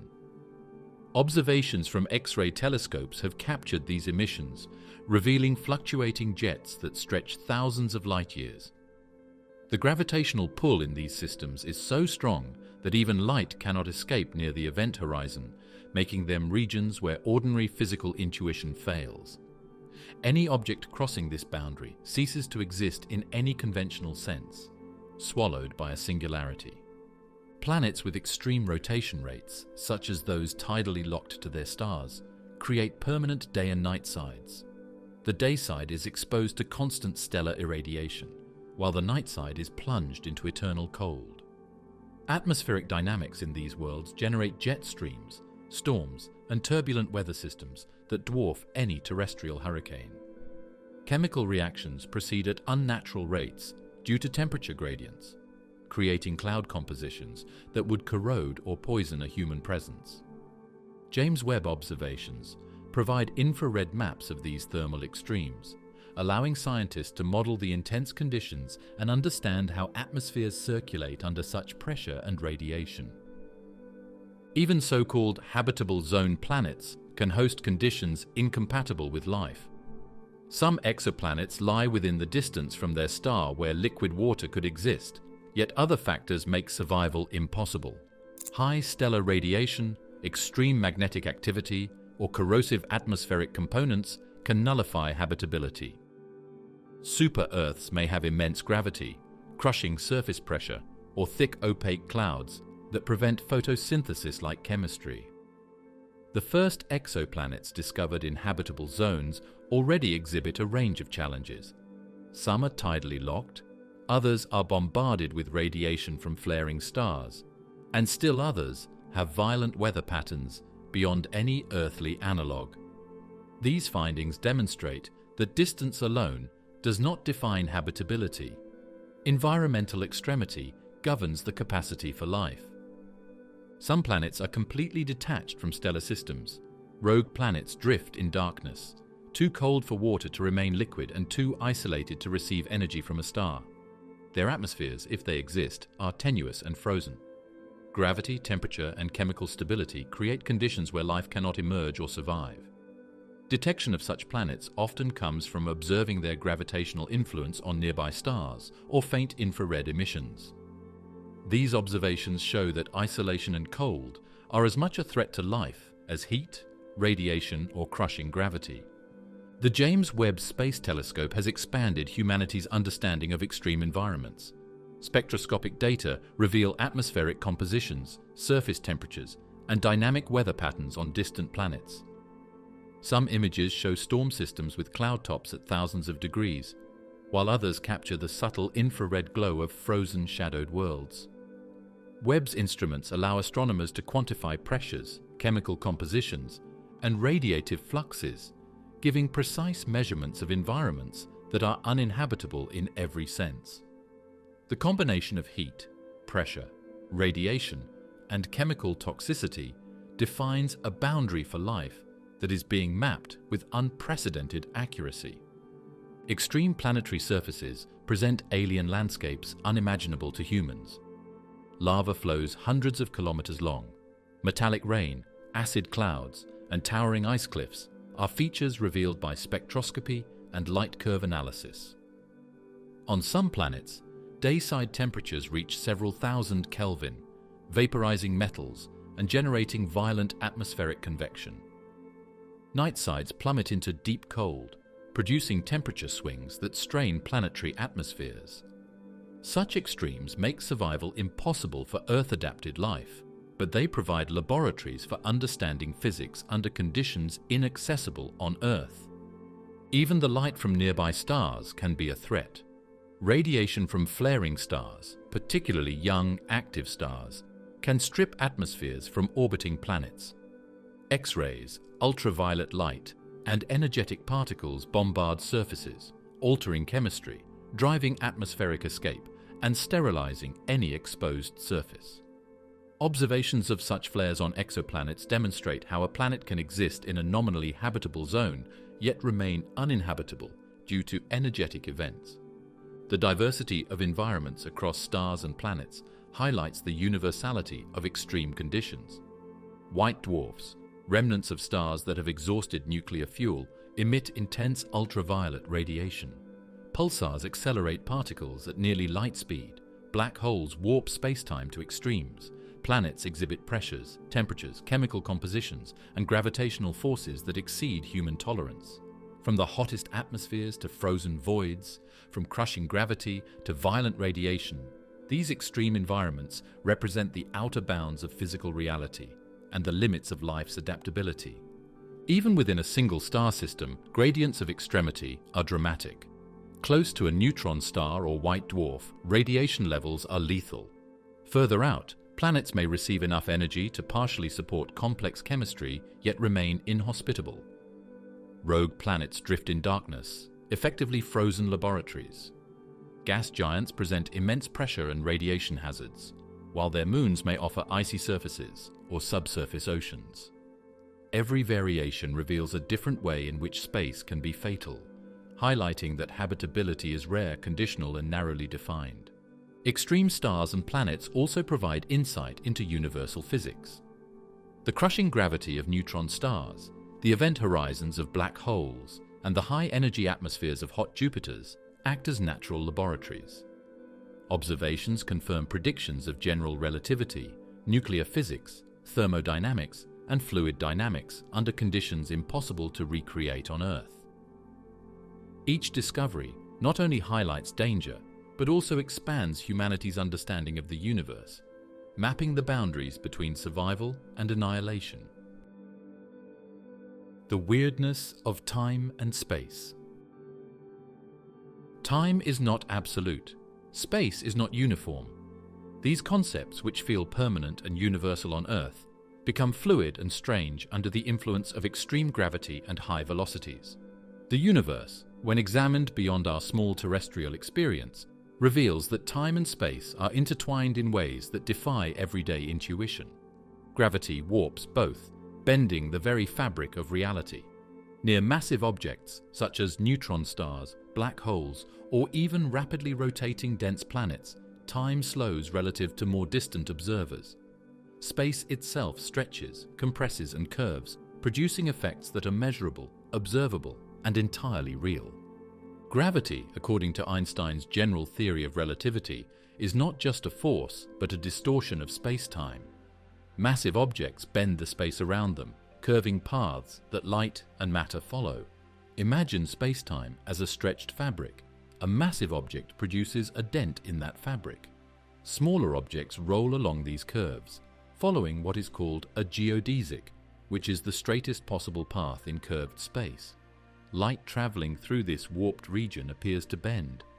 Observations of stars behind the Sun during eclipses have confirmed this effect repeatedly. Gravitational lensing, the bending of light from distant galaxies by massive intervening objects, has become a tool for astronomers to map dark matter and detect planets and stars far beyond direct observation. Time dilation is a natural consequence of this curvature. Near a massive object, clocks run slower relative to clocks further away. This is not science fiction. It is measurable and has been confirmed through experiments with precise atomic clocks. In orbit around Earth, satellites experience slight time dilation due to the combination of gravity and velocity, a factor accounted for in GPS satellite calculations. The effect is small for satellites close to Earth, but it becomes extreme near objects with far greater mass or density. Black holes provide the most dramatic illustration. Near a black hole's event horizon, gravity becomes so strong that time for an observer hovering just above it would slow dramatically relative to someone far away. If a person could survive the gravitational gradients near the horizon, which is physically impossible without catastrophic spaghettification, they would experience seconds while years or even centuries passed in the rest of the universe. This phenomenon is called gravitational time dilation. It has been confirmed indirectly through observations of X-ray emissions, gravitational wave signals, and the motion of stars near the supermassive black hole at the center of our galaxy, Sagittarius A*. Neutron stars also demonstrate extreme time-space effects. Despite being smaller than most planets, they contain more mass than the Sun. The resulting gravitational field is intense enough to slow time measurably near their surface. Pulsars, spinning neutron stars, emit regular pulses of electromagnetic radiation, which astronomers use as cosmic clocks. Deviations in these pulse timings can reveal both gravitational waves and the effects of nearby massive companions, providing direct evidence of space-time warping. Even less extreme objects, like white dwarfs or dense planets, create measurable time-space effects. High-precision instruments on Earth detect time dilation of microseconds on objects in low Earth orbit, confirming that relativity operates at all scales, even in environments that do not seem extreme to human senses.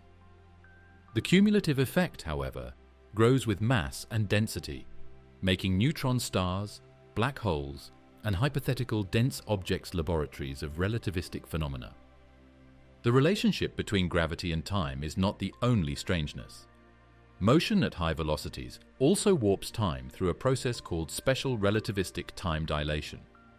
As objects approach the speed of light, time for the moving object slows relative to a stationary observer. This effect has been tested in particle accelerators, where muons created at high velocities live longer than their counterparts at rest. Experiments with atomic clocks on fast-moving aircraft or satellites also confirm that motion alters the passage of time. Space travel at significant fractions of light speed would therefore extend human lifespans relative to Earth-bound observers. But the energy requirements for such travel are beyond current technology. Extreme gravitational environments create combinations of these effects. Close to a rapidly spinning black hole, frame dragging occurs. The rotation of the black hole twists space-time, pulling objects along with it in a whirlpool-like effect. Time and space become intertwined in an almost incomprehensible way. An observer approaching such a black hole would experience both gravitational time dilation and spatial distortion. Theoretical models predict that such environments could create closed time-like curves, paths in space-time where causality becomes non-intuitive. While these are largely theoretical, the physics is grounded in general relativity equations and has observable consequences for the orbits of nearby stars and gas. The extreme warping of time and space also affects radiation. Light climbing out of a deep gravitational well loses energy, a phenomenon called gravitational redshift. Photons emitted near a neutron star or black hole shift toward longer wavelengths as they escape. Observations of X-rays and gamma rays from these sources show measurable redshifts, confirming that space-time curvature affects electromagnetic radiation. These effects are critical for interpreting signals from distant astronomical objects, as failing to account for them would misrepresent mass, energy output, and distance. Observations of binary systems offer practical evidence of time-space weirdness. When two massive objects, such as neutron stars, orbit each other, their mutual gravity produces orbital decay over time, releasing gravitational waves. LIGO and Virgo have detected these waves, confirming the energy loss predicted by general relativity. The signals also demonstrate time dilation effects within the system. The orbital periods and pulse timings are affected by both velocity and gravitational curvature, creating measurable deviations from Newtonian predictions. These precise measurements allow scientists to test the limits of relativity under extreme conditions. Time-space distortion also interacts with cosmic isolation. An astronaut near a massive object would perceive the outside universe differently. If time slows locally, distant stars and galaxies would appear to age rapidly. Cosmic events like supernovae, stellar evolution, and galactic collisions would appear accelerated. This is not theoretical speculation. It is directly measurable through the principles of relativity. The more extreme the gravitational field, the more dramatic the discrepancy in time flow between observers at different distances. The discovery of supermassive black holes, often millions or billions of times the Sun's mass, amplifies these effects. At the center of most galaxies, including our own Milky Way, these objects warp space and slow time for nearby stars. Stars in tight orbits around Sagittarius. A*, such as S2, provide real-world laboratories for measuring relativistic effects. Observations show shifts in spectral lines consistent with gravitational redshift and orbital precession predicted by general relativity.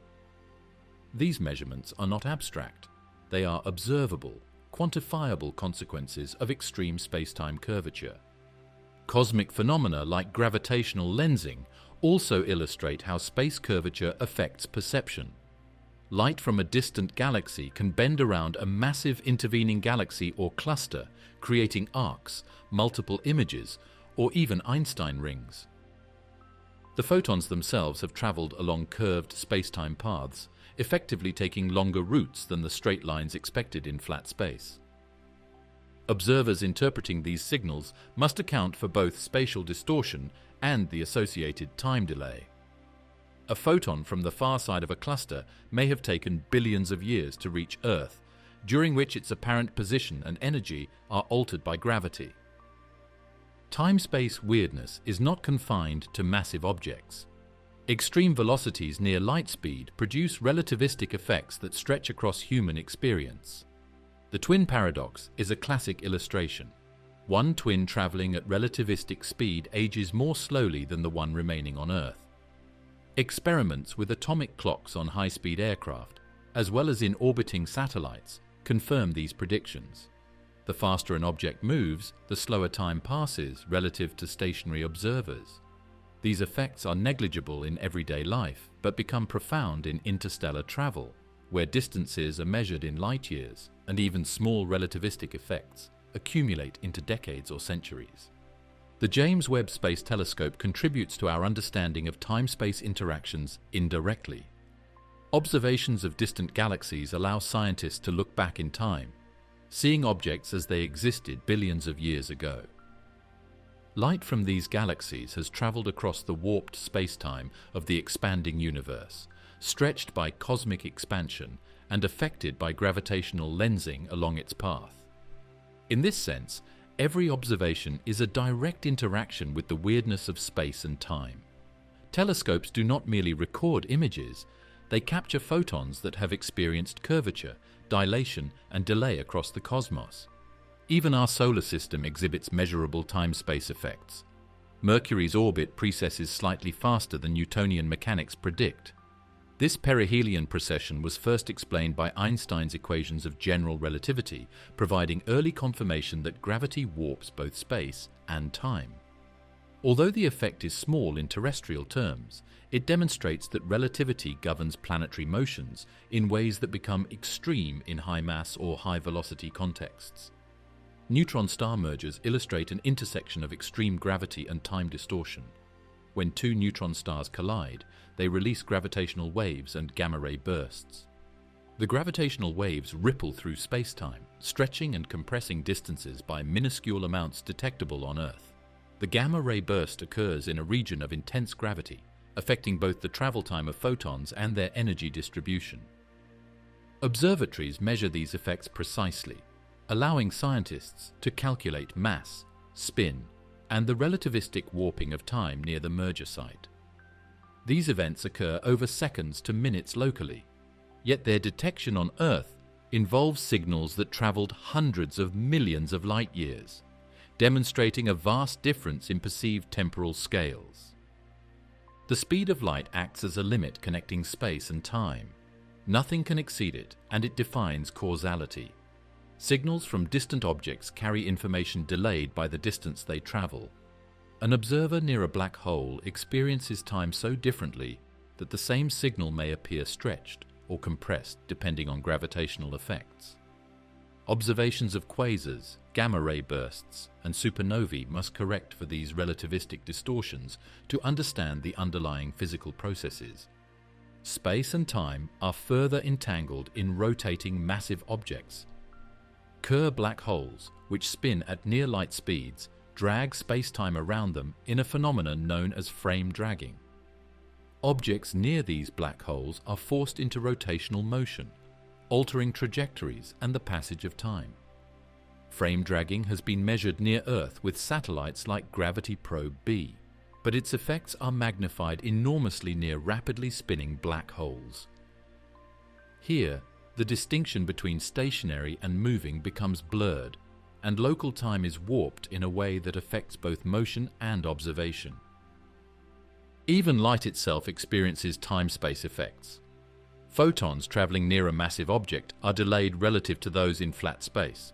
This Shapiro delay has been observed in signals from spacecraft and pulsars. Light from distant quasars and galaxies experiences similar delays as it passes massive clusters or black holes. These delays are not speculative. They are integral to accurate astronomical measurements and satellite navigation systems. Gravitational waves and the distortion of reality. In 2015, a remarkable event changed humanity's understanding of the universe. The Laser Interferometer Gravitational Wave Observatory, or LIGO, detected gravitational waves for the first time. These were ripples in space-time itself, caused by the collision of two massive black holes over 1 billion light-years away. Until that moment, gravity had been observed as a force acting across distance, measurable through planetary orbits or stellar motions. LIGO opened a new window, revealing that space-time is not static, but can vibrate, like a cosmic drumhead, in response to some of the universe's most violent events. Gravitational waves are produced when massive objects accelerate, particularly in asymmetric systems. Binary black hole mergers, neutron-star collisions, and supernovae are primary sources.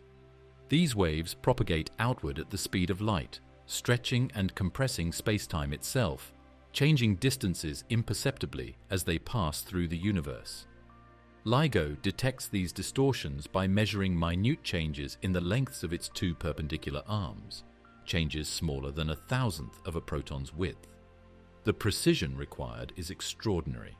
Lasers bounce back and forth in vacuum tubes kilometers long, timing the reflections with such accuracy that the tiniest ripple can be measured. Each detection confirms predictions from Einstein's general relativity and provides a direct probe of cosmic events that would otherwise be invisible. The first detection, named GEW 150914, came from a merger of black holes approximately 30 and 36 times the mass of the Sun. The event released more energy in gravitational waves over a fraction of a second than the combined light output of all stars in the observable universe. That energy traveled across the cosmos, stretching space-time ever so slightly as it passed through Earth. LIGO captured these vibrations and translated them into a waveform, providing the first direct observation of two black holes colliding. This discovery confirmed that such mergers occur in the universe and are detectable, opening the era of gravitational wave astronomy. Following the initial discovery, LIGO and its European counterpart Virgo have detected dozens of events. Some involve neutron-star collisions, which provide insight not only into gravity, but also into matter under extreme density. Neutron-star mergers produce both gravitational waves and electromagnetic radiation, a combination that allows astronomers to study both space-time ripples and light from nuclear reactions. These events reveal how heavy elements, like gold and platinum, are formed and dispersed through the galaxy. By studying gravitational waves, scientists can determine the masses, spins, and distances of merging objects, even when no light reaches Earth. Each detection provides a new piece of the cosmic puzzle, mapping the population of compact objects across the universe. Gravitational waves are not merely abstract signals, they fundamentally illustrate that space and time are dynamic, malleable, and interconnected. They remind us that the universe is not a static stage, but a living, vibrating structure. As these waves pass through regions of space, they momentarily stretch and compress distances. For objects traveling near massive sources of gravity, these distortions are magnified. Close to a binary black hole or a dense neutron star merger, the local warping of spacetime is extreme, affecting how time flows, how light travels, and even how matter interacts. A spacecraft near such an event would experience tidal forces and relativistic effects impossible to survive without protective shielding. But the theoretical models provide insight into the limits of physical reality. Traveling away from Earth into regions dominated by such extreme gravity could fundamentally alter perception of life and death. Time dilation becomes pronounced near massive objects. For example, a spacecraft orbiting a supermassive black hole might experience hours or days while decades pass for observers further away. From the perspective of those on the craft, biological processes would continue normally, but all communications with the outside universe would be delayed or accelerated. A mission to study a black hole could theoretically return to find that decades or centuries had passed on Earth. In effect, the perception of time itself, the progression of life, aging, and the sequence of events becomes disjointed, stretched, and unfamiliar. Extreme gravity also warps light. Photons climbing out of a deep gravitational well lose energy, experiencing gravitational redshift. Colors appear distorted, stars move differently, and the visual passage of events slows. A supernova observed from a spacecraft near a black hole would appear to unfold more slowly than for a distant observer. Conversely, events occurring far away from the massive object might appear sped up due to differential time flow. Human perception is tightly coupled to time and visual cues. In such environments, the brain would struggle to reconcile these distortions, creating experiences that could feel surreal or disorienting. Neutron star mergers illustrate how extreme gravitational environments affect both time and perception. As two neutron stars spiral inward, they accelerate, producing increasing gravitational waves. A nearby observer, theoretically surviving the tidal forces, would perceive the collision differently than a distant observer. Time near the objects moves slower due to their immense gravity. The final moments, lasting milliseconds for the merging stars themselves, could be stretched to minutes or hours locally. Observers farther away see the event compressed.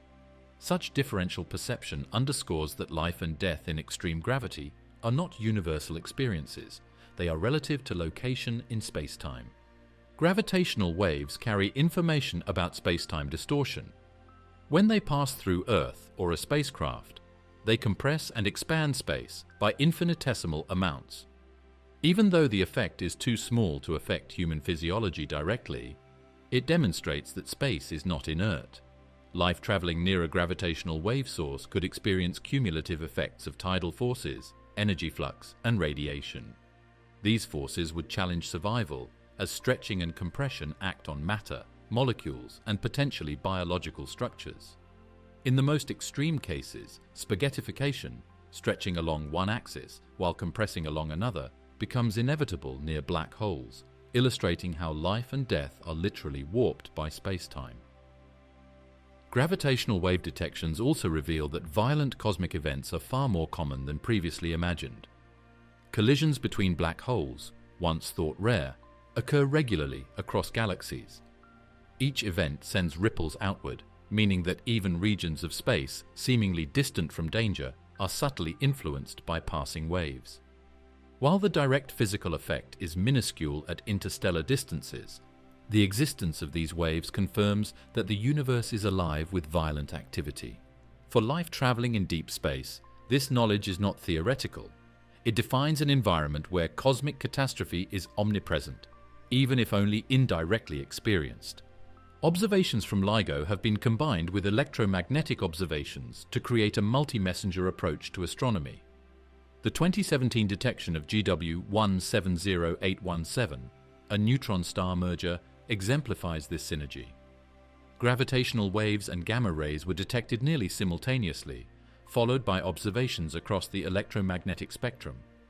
This event provided data on the speed of gravitational waves, neutron star composition, and the production of heavy elements. It also illustrated time-space distortions.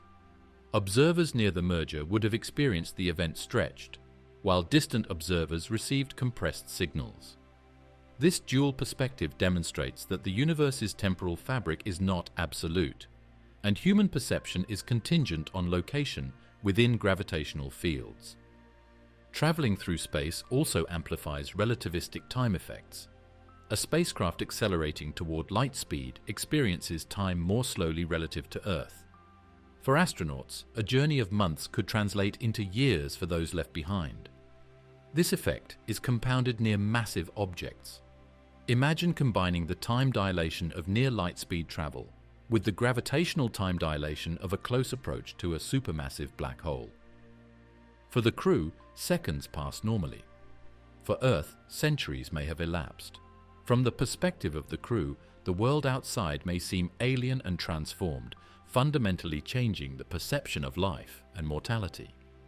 Even in more modest gravity, effects are measurable. GPS satellites account for both velocity-induced and gravity-induced time dilation. Atomic clocks in orbit tick slightly faster than identical clocks on Earth due to weaker gravity, but slower due to motion. Without these corrections, navigation systems would fail within hours. This everyday technology demonstrates that relativistic effects are real and measurable, even at small scales. When extended to the extreme gravity near neutron stars or black holes, the implications for life and death are amplified exponentially. Light and matter near extreme gravity also follow counterintuitive paths. Frame dragging near spinning black holes twists space, causing objects to orbit in ways that defy Newtonian intuition. For observers moving in such regions, visual perception is warped. Stars appear displaced, paths curve unpredictably, and gravitational lensing distorts distant objects. Even the notion of a straight line becomes meaningless. Human perception of movement, causality, and sequence would be fundamentally altered, potentially making even simple observation a challenge. The implications for life are profound. Humans evolved under Earth gravity, in a stable space-time environment where time flows uniformly and visual cues are reliable. Exposure to extreme gravitational gradients and relativistic speeds changes all of that. Biological processes continue, but the context in which they occur is distorted. Communication with others becomes asynchronous across extreme time frames. Signals sent from a spacecraft could arrive decades later or be temporally compressed, making synchronization impossible. In effect, the universe itself imposes a new metric for life and death, one relative to gravitational fields, velocity, and space-time distortion. LIGO continues to expand our understanding. Each detection of gravitational waves not only confirms Einstein's predictions, but also maps regions of space-time where extreme events occur. Collisions of black holes, neutron stars, and other compact objects are no longer theoretical. They are observable and quantifiable. By measuring the frequency, amplitude, and waveform of these ripples, scientists determine mass, spin, and distance, constructing a three-dimensional map of extreme cosmic environments. For those venturing beyond Earth, this map defines both opportunity and danger. Regions where physical forces could distort perception, biological processes, and the very sequence of life and death. The extreme environments illuminated by LIGO and related observations highlight that space is not merely empty or cold. It is dynamic, vibrating, and full of catastrophic events whose effects ripple across the cosmos. Traveling away from Earth, life would encounter these distortions directly. Near a black hole merger, time dilation could make seconds stretch into hours or years.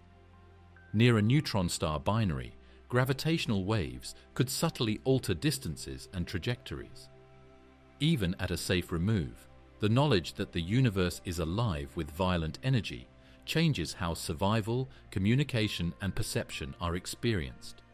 The universe is not uniform, it is uneven, active, and dynamic, with time and space themselves participating in the drama. Cosmic anomalies. The universe isn't empty. Space is far from empty. The vacuum between stars and galaxies may seem silent and still, but it is teeming with phenomena that are invisible, violent, and capable of extreme destruction. Rogue black holes drift through the galaxy, gamma-ray bursts erupt unpredictably, and streams of neutrinos pass through everything almost entirely undetected. Fast radio bursts flash across the sky with unknown origins, and interstellar objects travel at extraordinary speeds between systems. Each discovery redefines what it means to traverse the universe and exposes humanity to the scale and extremity of cosmic hazard. Rogue black holes are one of the most elusive threats.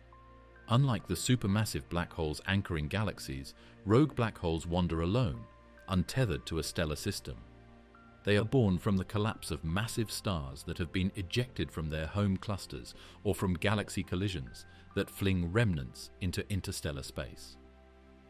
Estimates suggest millions of these solitary black holes exist in the Milky Way alone, but detecting them is extraordinarily difficult because they emit no light.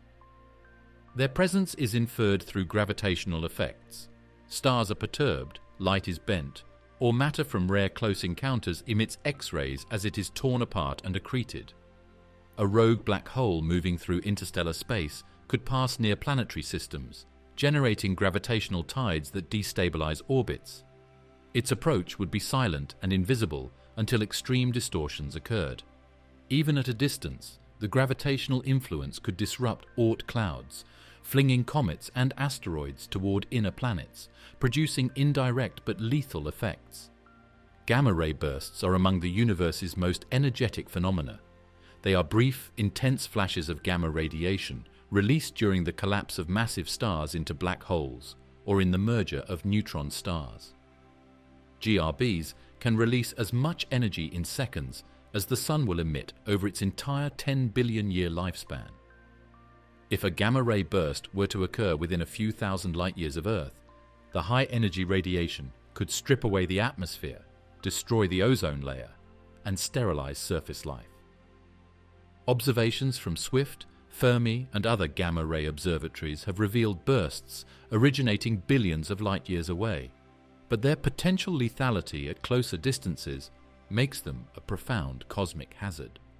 The directional nature of GRBs, narrow beams of radiation, means a planetary system must be aligned with the beam to be severely affected, but the randomness of orientation makes them unpredictable. These bursts illuminate the underlying energy potential in massive stellar deaths and the scale at which life is vulnerable in the universe. Neutrinos, nearly massless particles, traverse the universe in staggering numbers. A single square centimeter on Earth is passed through by billions of neutrinos every second. They are almost undetectable because they interact incredibly weakly with matter. However, in regions of intense cosmic activity, neutrino flux can spike dramatically. Supernovae, gamma-ray bursts, and neutron star mergers release neutrino storms, invisible yet energetic. In principle, exposure to a sufficiently dense neutrino flux could interact with matter in unusual ways, though current understanding indicates biological hazard is minimal for isolated neutrinos. Still, neutrino storms serve as evidence that even the most subtle cosmic events are part of an energetic and active universe, not a lifeless void. Fast radio bursts, or FRBs, are among the most mysterious phenomena discovered in recent years. First observed in 2007, FRBs are millisecond-long bursts of radio waves originating from extragalactic sources. Their origin remains uncertain. Some are one-off events, others repeat sporadically. Proposed sources include magnetars, neutron stars with extraordinarily strong magnetic fields, binary interactions, and even exotic hypotheses like collapsing black holes or cosmic strings. The signals are extraordinarily energetic, In a fraction of a second, an FRB can emit as much energy as the Sun produces in days or months. While the direct impact on human life is negligible due to distance and frequency, these bursts demonstrate the unpredictability and energetic intensity of cosmic phenomena. FRBs also reveal that vast quantities of energy can be released in almost undetectable ways, reinforcing that space is active even in regions that appear quiet. Interstellar objects like Oumuamua, discovered in 2017, provide evidence that matter travels between stars. Unlike planets or asteroids bound to stellar systems, interstellar objects move at high velocity and follow hyperbolic trajectories. Oumuamua's elongated shape and unusual acceleration led to intense study and speculation. More recently, Borisov, a comet from interstellar space, provided chemical analysis confirming its alien origin. These objects highlight that space is not just populated by stars and gas, but is filled with dynamic travelers capable of interacting with planetary systems. Collisions, gravitational perturbations, or simple passage through a solar system could have unpredictable effects. Rogue objects remind us that the universe contains hazards that are subtle, fast-moving, and unbound by conventional orbital predictability. The universe is also replete with invisible energetic fields. Cosmic rays, high-energy protons, and atomic nuclei permeate the galaxy, accelerated by supernova remnants, active galactic nuclei, and other violent events. They bombard planetary systems relentlessly, often deflected by magnetic fields, but they can penetrate spacecraft, satellites, and atmospheres. On Earth, the magnetosphere and atmosphere provide shielding, but in deep space, radiation exposure becomes extreme. Cosmic rays, combined with high-energy photons from gamma-ray bursts, create an environment where protective shielding is a necessity for survival. These effects illustrate that the apparent emptiness of interstellar space is deceptive. Energetic phenomena are pervasive and lethal. Rogue black holes, FRBs, and gamma-ray bursts demonstrate a universe that is not uniform or static. They are unpredictable, violent, and diverse in scale.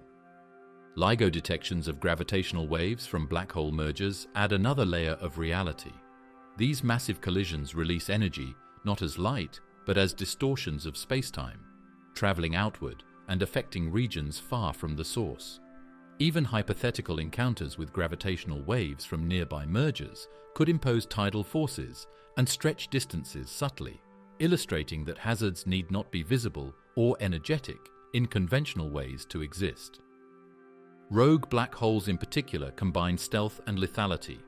Moving through the interstellar medium, they accrete gas or interact gravitationally with stars. If a black hole were to pass near a planetary system, its gravity could alter orbital trajectories over millennia, potentially triggering catastrophic impacts from destabilized asteroids or comets. Unlike gamma-ray bursts or FRBs, which strike instantaneously, black holes operate silently, changing the structure of systems over extended timescales. This long-term, invisible hazard adds a new dimension to cosmic danger. Threats that are persistent, cumulative, and virtually undetectable until the consequences are inevitable.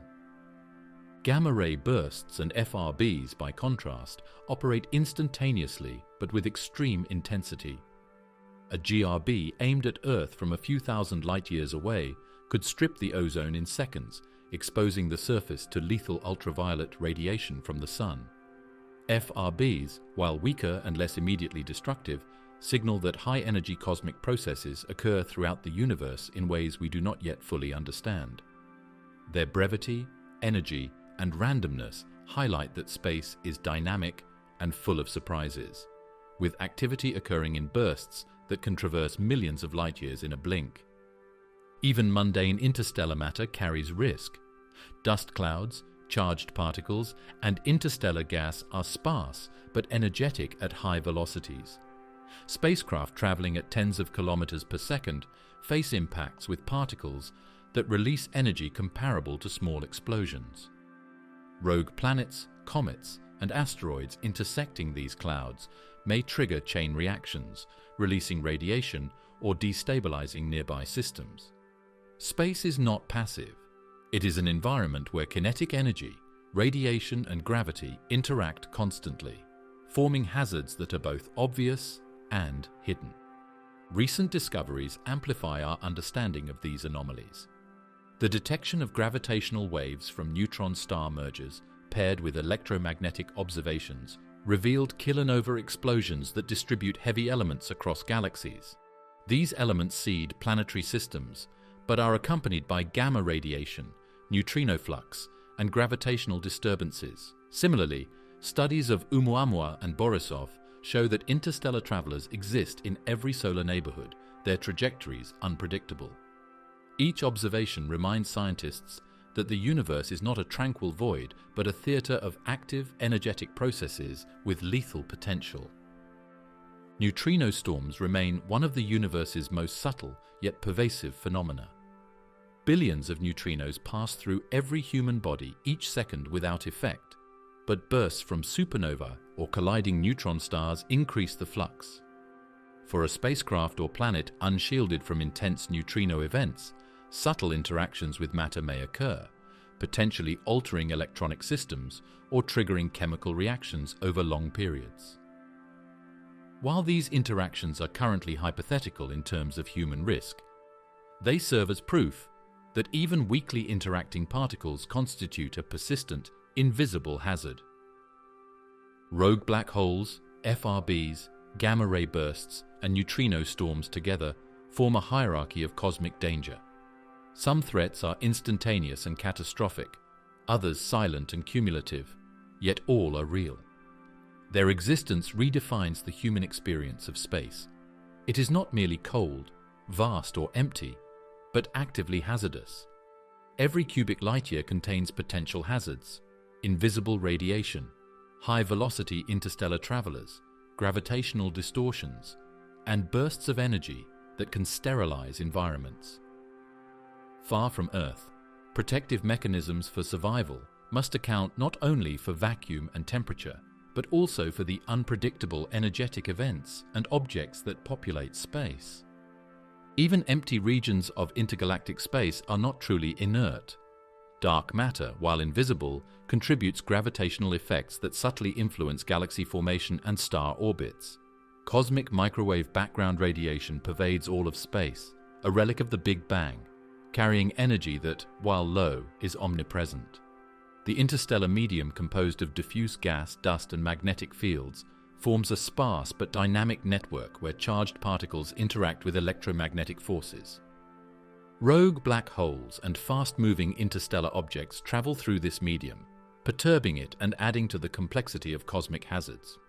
Observations with the James Webb Space Telescope, Fermi Gamma Ray Space Telescope, and ground-based observatories continue to map these anomalies. Gamma-ray bursts are catalogued with increasing precision, gravitational wave detections identify compact object mergers, and surveys for interstellar objects are expanding rapidly. Each discovery provides a more complete picture. Space is not inert, and every point beyond Earth is situated within a dynamic, energetic environment filled with hazards. These are not theoretical concerns. They are measurable, predictable within models, and observed repeatedly across multiple wavelengths and detection methods. Rogue black holes moving silently through the galaxy, gamma-ray bursts releasing lethal flashes of radiation, neutrino storms streaming through the cosmos, fast radio bursts appearing unpredictably, and interstellar objects like Oumuamua all demonstrate the universe's violent potential. The perception that space is calm or empty is misleading. Instead, every corner of interstellar and intergalactic space is active, dynamic, and filled with anomalies capable of destruction. Understanding these phenomena is not optional for human exploration. It is essential. Lethal events may occur suddenly or gradually, but the underlying science is clear. Space is full of danger, invisible and omnipresent, demanding that any journey beyond Earth be approached with knowledge, preparation, and respect for the extremes of the cosmos. The dark matter and dark energy unknowns. The universe is not what it seems. Every image from Hubble or James Webb, every star mapped, every galaxy catalogued, reveals only a fraction of reality. Visible matter, the stars, planets, gas clouds, and dust, makes up roughly 5% of the universe. The rest is an invisible, silent presence shaping everything, dark matter and dark energy. These are not science fiction. They are measured, confirmed, and profoundly unsettling. Our galaxy, our planet, our very existence, is embedded in a framework of invisible forces we cannot touch, see, or feel, yet they dominate the cosmos. Dark matter is first observed indirectly through the gravitational pull it exerts.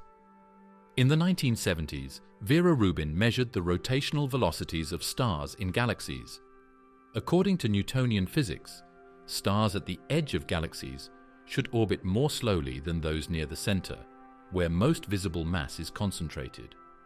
Instead, Rubin found that stars at the edges were moving as fast as those closer in, suggesting that galaxies are embedded in vast halos of invisible mass. This dark matter outweighs visible matter by a factor of 5 to 1 in most galaxies. The invisible halos extend far beyond the luminous stars, shaping galactic rotation curves, gravitational lensing, and the formation of cosmic structures. Gravitational lensing offers a direct way to map dark matter. Light from distant galaxies is bent when passing near massive objects. In some cases, the visible galaxies and gas are insufficient to explain the bending observed. The discrepancy reveals dark matter, which exerts gravity without emitting or absorbing light. Surveys such as the Dark Energy Survey have mapped thousands of galaxies, showing how invisible structures thread the universe like a cosmic web. Clusters of galaxies align along filaments of dark matter, leaving voids where the density drops dramatically. These structures are stable over billions of years, showing that dark matter is not a transient phenomenon, but a foundational component of the cosmos. Dark energy, by contrast, was discovered much later and is even more mysterious. In the late 1990s, two teams of astronomers studying Type Ia supernovae, a class of exploding stars with predictable brightness, found that distant supernovae were dimmer than expected. This implied that the universe's expansion is accelerating. Gravity, which should slow cosmic expansion, is being counteracted by a repulsive force, now called dark energy. Dark energy constitutes roughly 70% of the universe, dwarfing both visible matter and dark matter. Its presence means that galaxies are not merely moving apart, they are accelerating away from each other, stretching spacetime at an ever-increasing rate. Ongoing experiments attempt to understand these invisible forces. The Xenon 1T experiment, deep underground in Italy, uses ultra-pure liquid xenon to detect rare interactions with hypothetical dark matter particles known as WIMPs, weakly interacting massive particles. CERN's Large Hadron Collider searches for new particles that could explain dark matter, probing energy scales previously inaccessible. These experiments operate in silence, in isolation, with instruments so sensitive that cosmic rays, local radioactivity, or even temperature fluctuations can overwhelm the signal. Every detection, or lack thereof, pushes the boundary of what is known, mapping the contours of the unknown. One of the most unsettling facts about dark matter and dark energy is that we are swimming in them. Every galaxy, every planetary system, every spacecraft is embedded in dark matter halos. Invisible gravity binds stars together, shapes galactic rotation, and influences the formation of galaxy clusters. Dark energy permeates all of space, pushing galaxies apart. The universe is not a calm void, but an arena dominated by unseen forces. The structures we can observe, the spiral arms, elliptical galaxies, and star clusters, exist because of the invisible scaffolding created by dark matter. Without it, galaxies would tear themselves apart or fail to form altogether. Light itself reveals the presence of these hidden forces. Gravitational lensing shows arcs, rings, and distortions in the images of distant galaxies. Some lensing effects require 5 to 10 times more mass than the visible material can account for. Observations with Hubble, Subaru, and other telescopes create maps of dark matter distribution, showing dense regions, where galaxies cluster, and vast voids, where matter is nearly absent. The bending of light is not only beautiful, it is a direct measurement of the invisible mass shaping the universe. Dark energy's influence is more subtle but equally pervasive. It changes the ultimate fate of the universe. Without dark energy, gravity would gradually slow expansion, potentially leading to a contraction over billions of years. With dark energy, the expansion accelerates, stretching galaxies ever further apart. Observations of galaxy redshifts confirm this acceleration. The further away a galaxy is, the faster it recedes, a trend consistent with an accelerating universe. Cosmologists model this acceleration with the cosmological constant, a term in Einstein's equations that describes the energy density of empty space. Its effect is not local, but universal, affecting all matter equally, a pervasive, repulsive force in every direction. The interaction of dark matter and dark energy creates a cosmic tug-of-war. Dark matter binds galaxies and clusters, pulling them together with gravity. Dark energy pushes on the vast scales of the universe, accelerating expansion. Within galaxies, dark matter dominates. Between galaxies, dark energy dominates. The balance of these forces has shaped the structure of the cosmos over 13.8 billion years. Without dark matter, stars would fly apart. Without dark energy, the universe would expand more slowly, potentially failing to create the large-scale voids and filaments observed today. Recent discoveries have expanded the scope of dark matter research. Observations of colliding galaxy clusters, such as the Bullet cluster, provide a natural laboratory. When two clusters collide, the visible matter, primarily hot gas, interacts electromagnetically and slows down. Dark matter, by contrast, does not interact except gravitationally, passing through with little resistance. Mapping the mass distribution before, during, and after such collisions reveals dark matter separated from luminous matter, confirming that the dominant mass in galaxies and clusters is invisible. These observations strengthen the argument that dark matter is real, massive, and fundamentally different from ordinary matter. Dark energy is equally elusive. Measurements of the cosmic microwave background, the afterglow of the Big Bang, reveal fluctuations in temperature that inform cosmologists about the universe's composition. These measurements, combined with supernova surveys and galaxy clustering, constrain the properties of dark energy. The accelerating expansion implies that the universe's geometry is flat on large scales, but the underlying mechanism remains a mystery.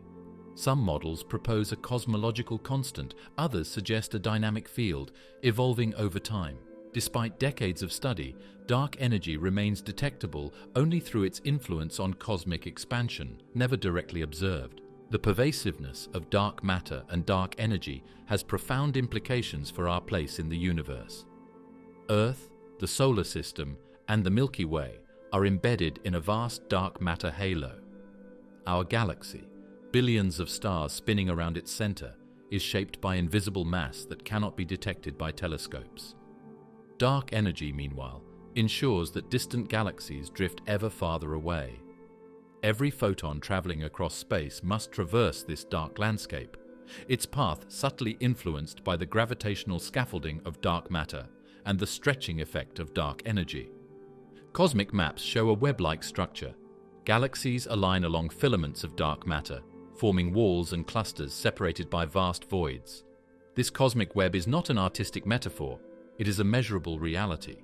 Simulations of structure formation, which incorporate both dark matter and dark energy, reproduce these filaments, clusters, and voids precisely. The agreement between simulation and observation demonstrates that unseen forces dominate the evolution of the cosmos.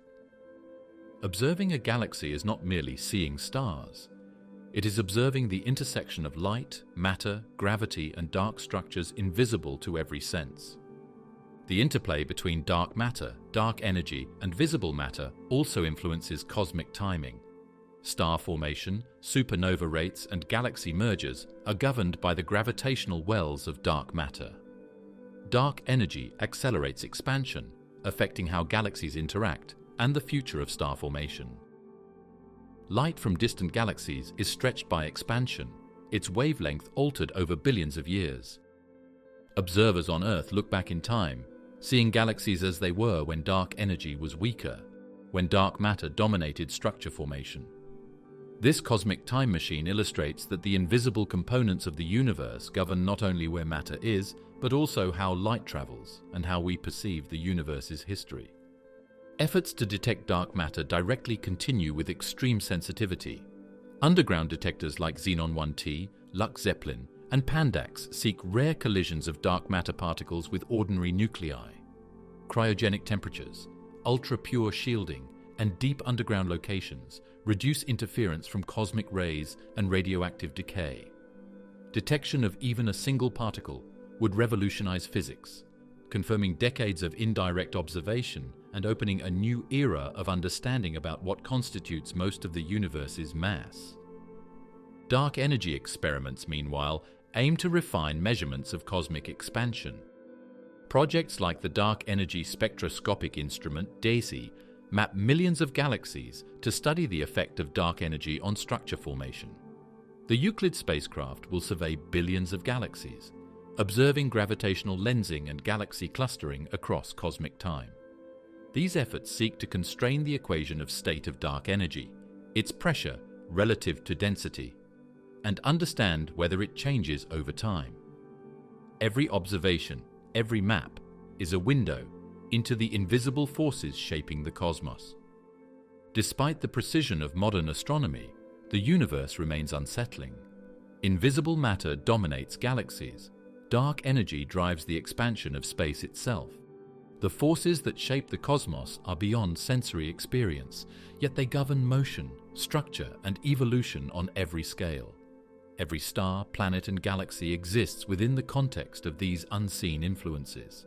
Light bends, galaxies drift apart, and cosmic structures form along invisible frameworks. The universe is not empty.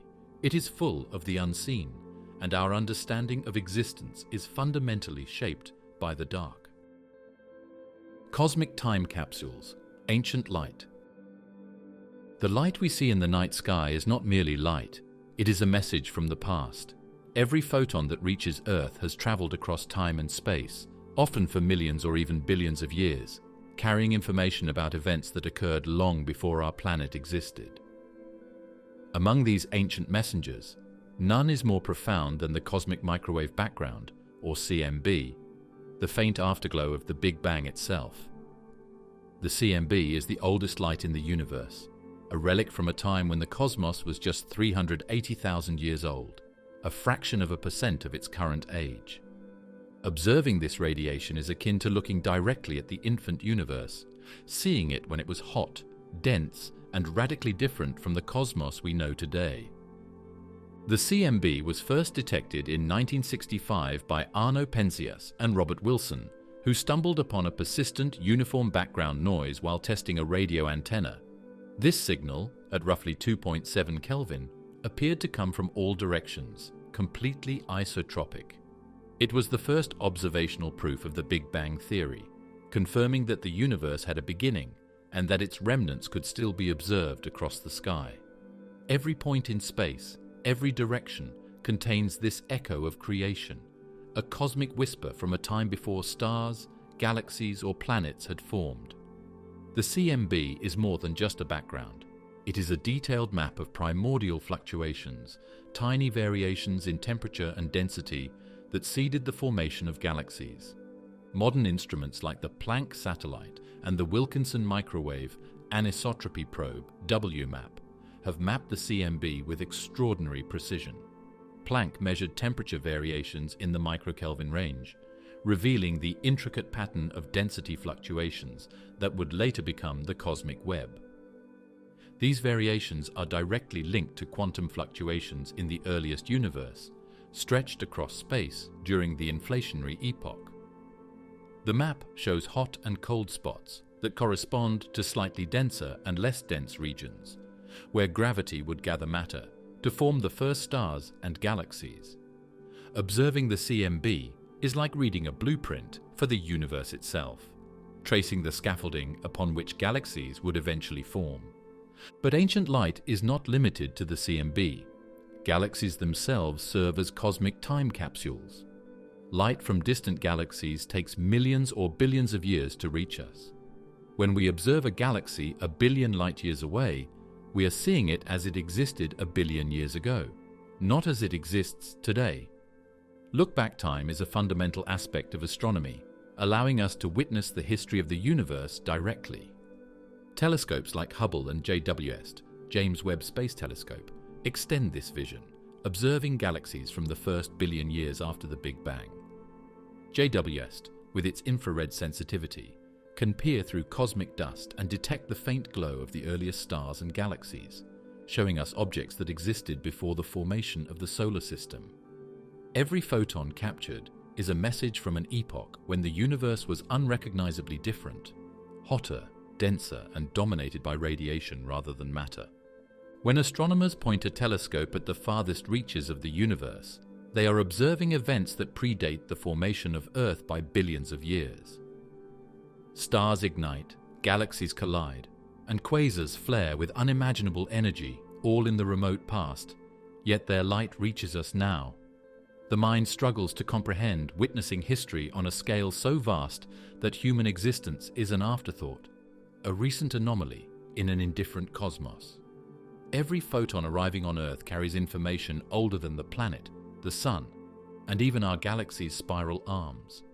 It is a glimpse into a reality where life as we know it had not yet begun, and perhaps where the seeds of its eventual emergence were first sown. The technical challenges of observing these time capsules are immense. Detecting ancient light requires sensitive instruments that can measure faint signals against the background noise of the modern universe. Infrared and microwave wavelengths, critical for observing early galaxies and the CMB, are absorbed by Earth's atmosphere. Space-based telescopes are essential, operating in orbits that minimize interference, with cryogenically cooled detectors to reduce thermal noise. Even then, cosmic foregrounds, emission from nearby stars, dust and gas, must be carefully filtered to isolate the primordial signal. The work is painstaking, requiring precision calibration and sophisticated data analysis to extract meaningful information from photons that have traveled across the universe for billions of years. Human exploration beyond Earth introduces another problem. Spacecraft like Artemis missions, SpaceX Starship, and Voyager probes operate in environments where communication, navigation, and survival are subject to the unforgiving realities of space. Deep space communication relies on radio waves traveling vast distances, limited by the speed of light. The Voyager spacecraft, now over 18 billion kilometers from Earth, experienced signal delays exceeding 25 hours for a round trip. Any malfunction, power fluctuation, or equipment failure in these conditions becomes critical. Unlike on Earth, where repair crews are minutes away, astronauts or robotic systems must contend with isolation, latency, and the vacuum of space. This vulnerability underscores how human presence in space is tiny and fragile, dwarfed by the forces and distances involved. The CMB and early galaxies also illustrate the limits of current technology. Observing the oldest light requires instruments beyond human perception. The faint glow of distant objects competes with cosmic noise, requiring long exposure times and repeated observations. Even the most advanced telescopes cannot fully resolve the earliest structures. Each photon that reaches a detector is precious, a fragment of cosmic history that might vanish if lost to interference or technical limitations. The universe preserves its secrets across billions of light years, and accessing them demands patience, precision, and ingenuity. Even with advanced spacecraft, there is always the possibility of failure. Communications can black out, instruments can malfunction, and spacecraft can drift off course. The Artemis missions, Starship prototypes, and deep space probes operate on the edge of human capability, navigating vast distances with minimal redundancy. A single error in software, propulsion, or communication can result in hours, days, or years of lost data. The further we travel, the more isolated we become, and the more vulnerable we are to the indifferent environment of space. The universe does not adjust to our presence. It is a stage of extreme conditions, radiation, vacuum, and distances that dwarf any human infrastructure. Ancient light also carries information about cosmic events that would be impossible to witness directly. Supernovae from the early universe, quasars feeding supermassive black holes, and galactic collisions produce radiation that travels across billions of years to Earth. These photons, traveling uninterrupted, allow astronomers to reconstruct the sequence of events in galaxy formation and evolution. Observing these processes is like watching a movie of the universe's youth, frame by frame, yet the silence is absolute. There is no sound, no atmosphere, no immediate interaction. The experience of witnessing this history is both awe-inspiring and deeply alien, highlighting humanity's smallness in the face of cosmic scale. The silence of space adds to the tension. Space is devoid of medium for sound waves. The ancient light carries no acoustic information. All observation is visual or electromagnetic, mediated through instruments. As a photon from a galaxy formed 13 billion years ago strikes a detector on Earth, it completes a journey across time and space that is utterly indifferent to human observation. The universe has no awareness, no reaction, and yet its history is encoded in every particle of light. Spacecraft, in contrast, must maintain active systems, shields, and communication to survive in this environment. A failure in these systems could be catastrophic, emphasizing that while we observe ancient light passively, our presence in space is an active struggle against forces far beyond our control.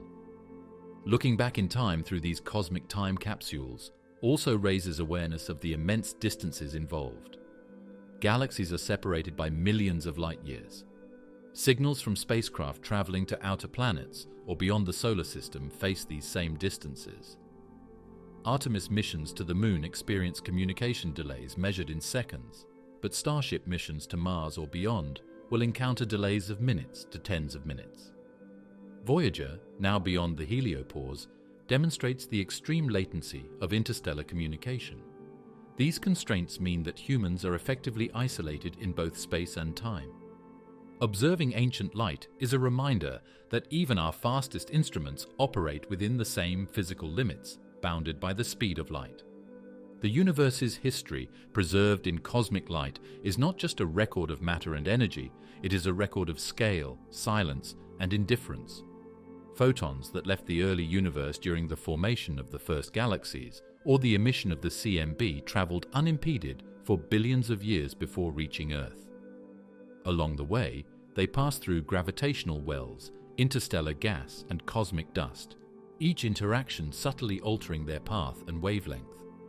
By analyzing these distortions, astronomers infer the presence of dark matter, the distribution of galaxies, and the expansion history of the universe. In this way, ancient light is both a message and a tool, revealing the invisible forces shaping the cosmos. Despite technological progress, humanity remains vulnerable. Spacecraft can fail, shielding can break down, and communication can falter. The vast emptiness magnifies every risk, from micrometeoroid impacts to radiation exposure. The Artemis missions, Starship prototypes, and Voyager probes demonstrate both the capability and fragility of human exploration. Even a small error can isolate humans or instruments for days, years, or decades, echoing the cosmic silence observed through ancient light. We are observers of history and participants in a dangerous present, tiny and alone amid the vastness of space. Ancient light also highlights the universality of time. Photons from the early universe have traveled across billions of years to reach our detectors, but during that journey, everything else has continued to evolve. Stars have formed and died, galaxies have merged, and planets have emerged. Observing these photons is an encounter with a universe that is simultaneously past and present, a continuum that dwarfs the lifespan of any human, spacecraft, or mission. The information carried is unchanging, yet our perception of it is bound by our place in space and time. Looking forward, missions like JWST will continue to probe these ancient light sources. Infrared sensitivity allows the telescope to detect redshifted light from the first stars and galaxies. revealing formation processes, chemical compositions, and early cosmic structures. Every observation extends our temporal reach, showing galaxies as they were before Earth existed, before the Sun ignited, before the solar system coalesced from the protoplanetary disk.